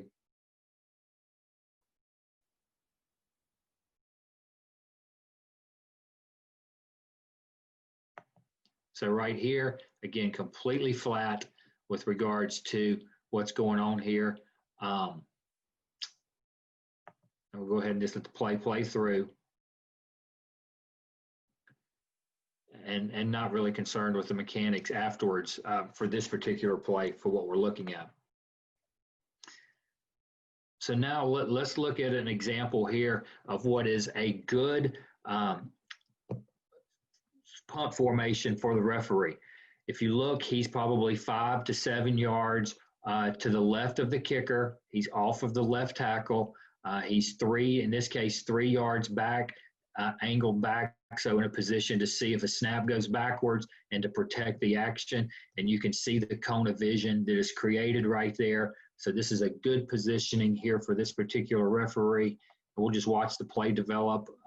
Again, there's going to be a muff or something downfield, but I'm not concerned about that. We're just looking at the referee's position, ability to see everything, and then move through the play. One other note to talk about on punt formations is that the referee needs to make a mental note of the yard line and specifically where the kicker punts the ball, so that if we do have to move into a position where we want to chop in the deep official because the kick went out of bounds in the air, the referee will need to move to that position. So make sure that we know as close as we can where that spot, where the exact kick took place, and we want to work to move towards that as quickly as we can if it appears that the kick is going out of bounds. All right, this last play that we want to watch here, see some really good things that occur, and then last part of it we want to talk about. But as you look at the punt formation here, you will see the referee now will start to give the kick formation to the umpire. The umpire will mirror it back. See the referee giving it there. Umpire's giving it back. So we're in really good shape here. The referee, so right-footed kicker, is in great shape. So mechanic-wise, we're really, really good. Now we want to talk about something that is important to discuss in pregame here that will come into play on this particular play. Once we are in a scrimmage kick formation, it is imperative that the crew know who their eligible receivers are. The umpire, because the numbering exceptions, may want to be responsible for the center and the 2 guards. The 2 wing officials may want to take the tackles, with the deep officials being responsible for the wide receivers on each side of the field. And then also we need to account for the upbacks and the, in this case, the slot back that's over here on the right-hand side. Because as you're going to watch this play develop here, you're going to see a pass thrown. And I'm not sure if anybody on the crew knows where the guy came from that caught the pass. So let's watch this play develop.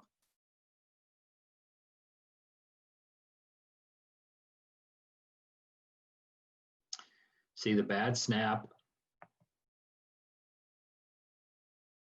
Okay, we'll watch that part again. I'll try not to stop it this time and just let it play through.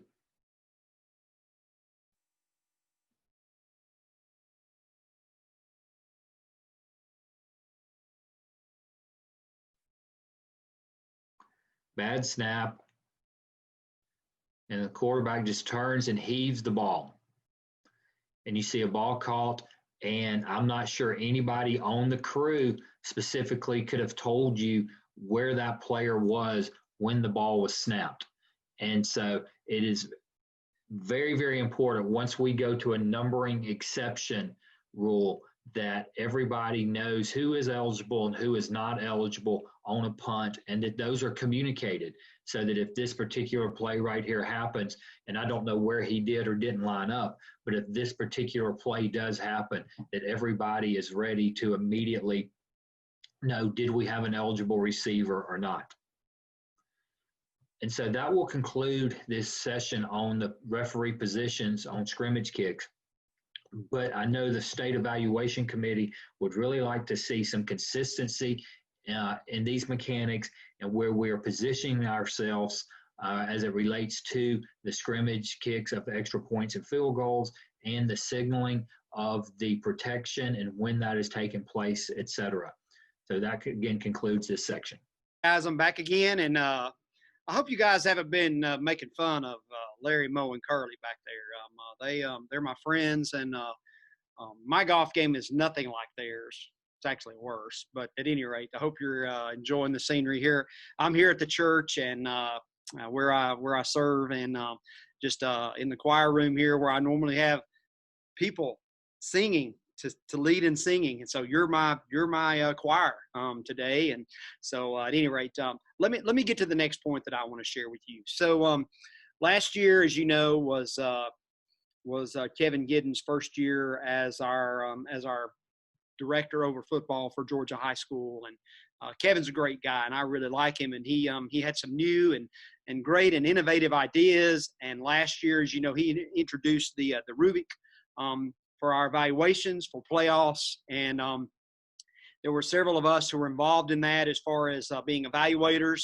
And it was very different from the times before. A lot more involved. I can speak to that from experience because he had expectations for us to get things done in a timely manner, and he gave us a really nice document to use in order to be able to score the crews, and had us looking at different people and not our own, and not anybody that we would know or anybody from our own association or district. And so it was really good. I really felt like the process last year went very well.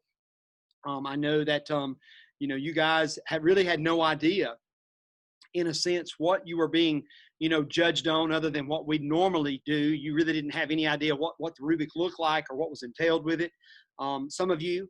And so Todd and I both early on in the process this year as planning for these meetings said, hey, you know what, we would like to be able to go over with the referees what is in the Rubik, what it is, what are they being graded on. In other words, let us teach to the syllabus.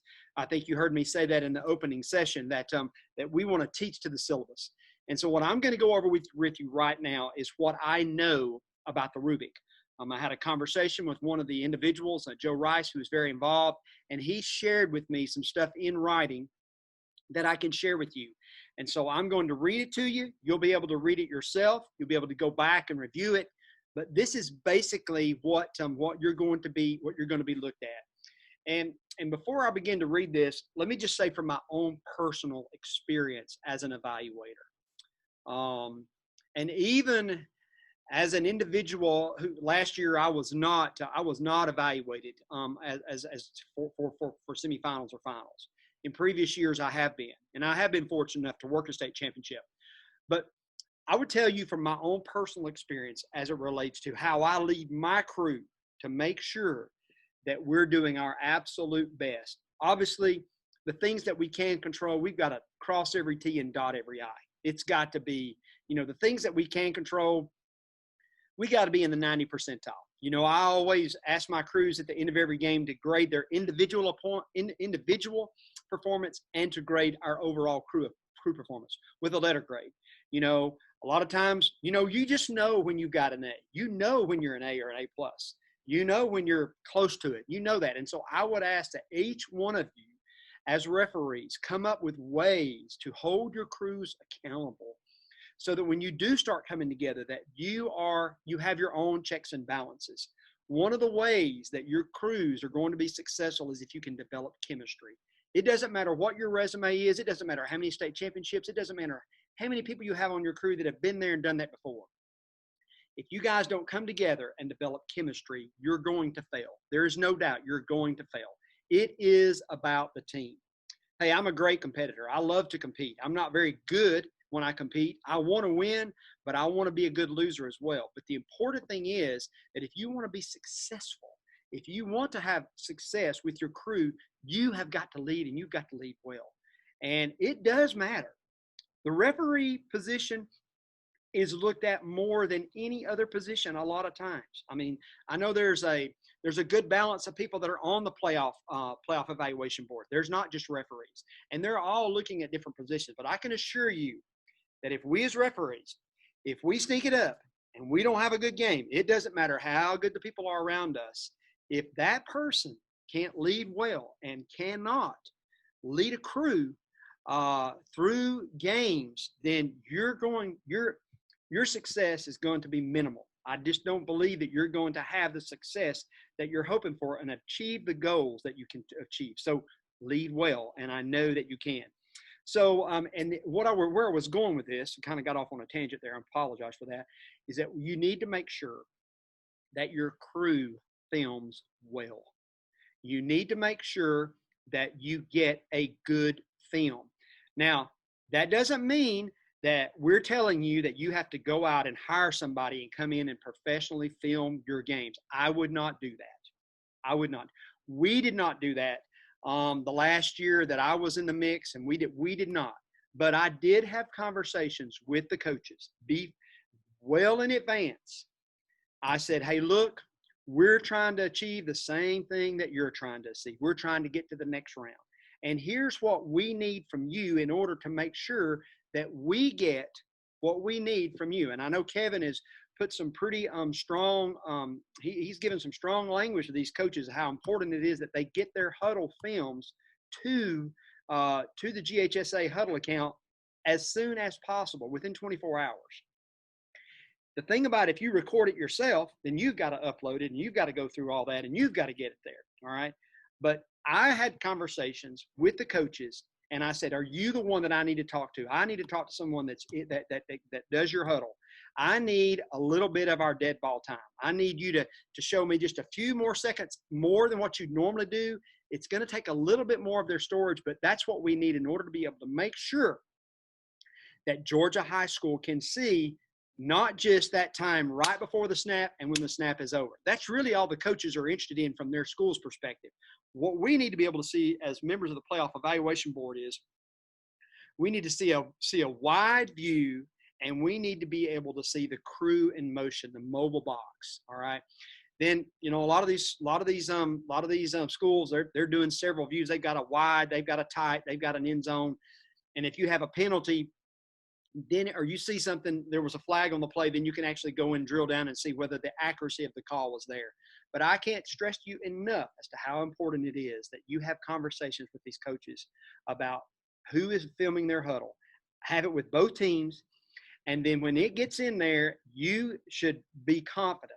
And so one of the things that I do with my crew every week is when we get our huddle game back, we go in and we identify the plays in which the penalties are on with our penalty chart. The other thing that I would say to you that is vital for for someone who's on the playoff evaluation board, it's a time-consuming process. And one of the things that Kevin did last year is he put a time frame on us as to it has to be done by midnight on Sunday. Well, for me, that's hard because I'm here at church all day on Sunday. So that means when I get home on Sunday night after a long day here at the church, I've got to watch video. All right. And I do that gladly. All right. But I don't want to, most people can look at a game in 10 or 15 minutes or 35 plays, and you're going to have a pretty good estimation of what's going on with that crew. But if I've got a penalty chart and I'm wanting to make sure that, hey, these guys, they're actually good with their judgment, then I can go and I can look at those I can look at those plays that they have sent in, and I can know exactly where they are. And you can make a mistake. You can kick a play. You can't kick three. You don't need to kick a rule, but you can overcome it. But the important thing you need to realize is you need to give the information to the Georgia High School that will put you in the best position with the evaluator that's looking at your game to be able to look at your crew and see what your strengths and your weaknesses are. We all have weaknesses, but we have to know how to overcome them in order so that we can be strong. All right. So that's just a personal thing about the video piece. So I'm going to share with you what Joe sent me, and I'm going to read it to you about the rubric, and then make a couple final comments, and then we'll be done with this section. So Joe says, again, playoff crews will again this year be graded based on the videos of their games. While the video evaluations are important, part of what decides which crew advances and which will fail to do so. Video review is not the only factor that will be used by the GHSA to make advancement decisions. This is the same as it has always been. And so that is so true. I mean, your film is going to be important, and it's going to carry a lot of weight, but there are people at games, specifically playoff games, later rounds, that are watching. And they may not be at the game, but with National Federation Network, I watched many of the crews that I knew that I was going to be evaluated. I watched them on the National Federation Network on that Friday night, or I went back and I watched that because I was getting a big picture. I wasn't just getting the huddle. And so you need to referee those games as if somebody is there watching. That Robin Hines, Kevin Giddens, Ernie Yarborough, James Arnold, Keith Hammond, Dr. Bodie, you need to referee those games as if they are there, because that does make a difference. All right. So let's go to the next point that Joe makes. And again, I kind of mentioned this earlier. The quality of the video, while not under the direct control of the crew, is important to good opportunities for grading. To the extent that the late regular season games can be done at fields with good lighting, good camera angles, and multiple camera angles, that is sideline and end zone, the crew will get a better look. Poor video quality does not eliminate the crew's chances for advancement, but it does limit how well they can be observed. To help the GHSA evaluate the quality of the video, the scoring rubric for all crews has had video quality score added. This video score is not directly related to the crew's score, but it is meant to help GHSA to level the playing field by flagging video that is of poor quality, especially. The message to assigners from all associations should be to try to schedule late season games in stadiums for teams who generally provide good quality videos. So again, at the end of the year, your crews will be submitting videos to kind of get things started, and that you need to make sure you're at a place where you can get a good video. All right. Obviously, as you move through the rounds, it's a little bit different, but it is important that you have good video, as I have already said. Of course, how the crew actually performs is more important than the video quality in all cases. This year's rubric has been changed from the 2019 with an eye toward improvement of the process. Much of the effort was a redesign of the form that is used by evaluators on the playoff evaluation board. Many of these changes were technical in nature. Those changes were just to make the work of the evaluator easier. And like I said, I think in most cases last year we were given 2 films or 2 crews to look at.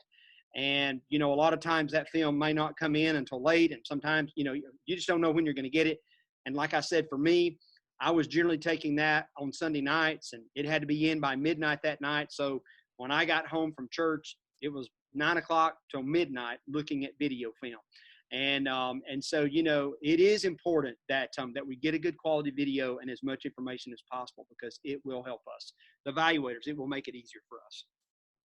Importantly, there were also significant changes to what is being graded. For 2020, there are once again 10 potential categories on which each crew may be graded. The first of 5 of these categories focus on routine crew activity that evaluates the crew as a whole, such as how the mobile box is routinely maintained. All right. The remaining 4 categories for routine mechanical work for the whole crew cover the referee, umpire, wings, and deep. 1 category for each. The final 5 categories are for routine plays in the kicking game, goal line mechanics, exceptional plays such as fumbles, interceptions, long kickoff returns, and such. Foul recognition, both good and bad, and overall game management. I think that's valuable information, and it should really help you to know how to direct your crew and what we're going to be looking for from a playoff evaluation board. For me, I know that there were several times last year. It's just as important to know when not to have a foul on a play that it is when you have a foul on a play. It's okay if I go through the game and I don't have a foul. That just means the game was played pretty clean. That don't mean I didn't make any decisions. You make a decision on every play. And it's important that you keep that in mind.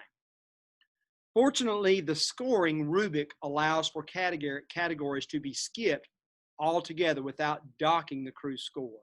This is to take into account as much as possible the variations in the quality of the videos, along with games that just don't have plays that fulfill any single category, like no fumbles or interceptions. Hey, we've all had these games. We get a game and the teams just play, and you just go out there and you do a good job, and there's really nothing for you to, there's no tough decisions. You just do a good job. And so, that's recognized, that's an easy game, and that doesn't mean the crew's not good. That doesn't eliminate them. So it does matter your movements and what you do, the things that you can control. You need to make sure you're doing well and exceptionally, especially in an easy game. Don't take any plays off. But then those tough games, those high-profile games, which you go into and you do a good job, certainly, that does change things for that crew, because, man, they went in, they did a great job. That doesn't mean that the crew that had the easy game couldn't have done that. It just happened to be that were the cards that they were dealt. So when opportunity knocks, be ready. From the point of view of the referee crew chief, looking good on video should be the fail-out of good, strong mechanics at all positions. If good mechanics are followed by each member of the crew, what winds up on video will support strong overall crew ratings. This will be true even if the video quality is not the best. As the competition for coveted placements in quarterfinal, semifinal, and final games tightens, small differences in crew performance make a difference in the rankings. For this reason, it is really important for everyone on the crew to have a strong game every game. One weak official or weak performance on a crew can definitely be the reason a crew will not make it to the next ring on the ladder. I don't know if he rung on the ladder, ring on the ladder. I don't know if that's a misspelled word or not. So, and I would just speak to that.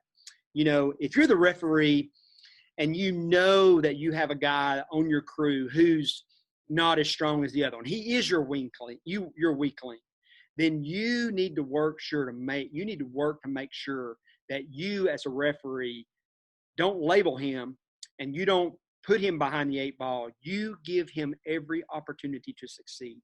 You help him. You mentor him. You take him under your wing and you help him. And you ask the other crew members to do that as well, because it really will make a difference. The overall crew is going to make a huge difference. I mean, let's face it. We can't all be Keith Hammond, right? We can't all be Dr. Bodie. We can't be that guy, and automatically name recognition of a good referee who has a long tenure, at the referee position, getting state championships, that does weigh in. It does matter because they've been there, they've done it, they've had different people. It does make a difference, all right? But the reality is we're trying to work new people into the mix, and there's a way for you to crack that nut. And you just have to make sure that you're leading well and that your crew's doing good, and that when you do have that time in which you weren't at your strongest, you own it and you move on with it. All right. So what I'm going to share with you here lastly are the score names. All right. And I just got this information this week. And so I'm going to show you the score values 5, 4, 3, 2, 1. And exemplary is performance was flawless or nearly flawless. Recognize that no person or crew has ever had a perfect game. Even so, the aspect being scored comes very close to that perfect level of performance. Hey, that's A. That's A plus. That's an A minus. That is almost, that is just a really good effort by your crew. And so that's the goal. That's where we want to be. We may not get there every time out or on every play, but that's the goal, all right? Superior. Very few issues. Performance was well above average to be a playoff qualified. Such issues are noted with limited to minor variations from standards. They should occur only infrequently, with the possibility that variation came as a result of unusual game circumstances. In no event should any issue observed seriously impact coverage of any play. So again, that's what we're looking for superior. Here's the other thing you need to know. You just can't go down this playoff rubric that Kevin has created and give everybody a 5 and not give examples of how you got that. whatever your score is, you have to give examples. You have to tell them why and what's going on. It's just not like doing a survey and picking out what you want to say, picking out what you think. You have to give examples. So the playoff evaluation board is work, boys. It's work. It's hard. So number 3 is proficient. All right. Multiple minor issues. Performance was average to be a playoff qualified. Issues were noted that tended to be repetitive. The issues might involve such areas as mobility or pre-snap positioning as examples. In cases, these issues may have impacted the outcome in the play of the terms of the dead ball spots or positioning to make a call or no call decision. None of the issues observed should be reasonably labeled as major lapses in mechanics or judgment. When issues are deemed major, they should be unambiguous examples mentioned by huddle play number in the supporting comments. So proficient is just the average guy, giving the average effort, doing as good as he can do, not really striving for excellence. And so just to be average, average crews, average officials, night in and night out, they don't get the big games and they don't move on to the next, and they don't move on to the next spot. So number 3 is probably not where you want to be if you're wanting to move on up. So you want to be careful of that. Satisfactory, mixture of issues. Some may be major. Performance was below average. That the issues observed in the aspect should be such that either highly repetitive or major, or possibly both. They have the potential to materially impact the accuracy of calls and no calls in a way that could change the outcome of a closely contested contest. They do not have to have the effect on the particular contest. When issues are deemed major, they should be unambiguous examples mentioned by huddle play numbers in the supporting comments. Satisfactory is, hey, I just showed up. You can't just show up and work a playoff game and expect to move on. Enough said. And then marginal, many issues. Let's see. Many issues. Oh, let me back up here. Hold on a minute. Let me get rid of that. Well,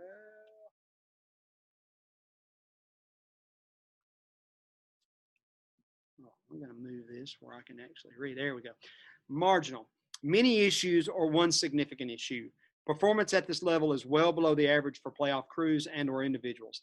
This aspect needs to be addressed in a serious way before the game. If such, a game remains in the future for this crew. Issues identified at this level need to be unambiguous examples mentioned by the huddle play number in the supporting comments. I would venture to say that the majority of you guys that are taking this training, marginal is not in your play bag. Satisfactory is probably not in your play bag. And so we really don't want to spend a whole lot of time on that. But because you're wanting to be a 5, a 4, or a 3. If you want to move on, you need to strive your crew to be in those areas, because if not, you're not going to move on.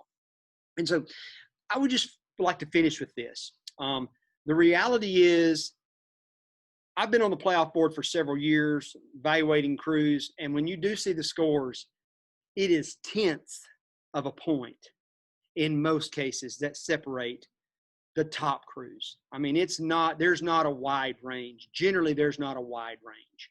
And so the little things matter. The little things matter. They can definitely be separators, all right?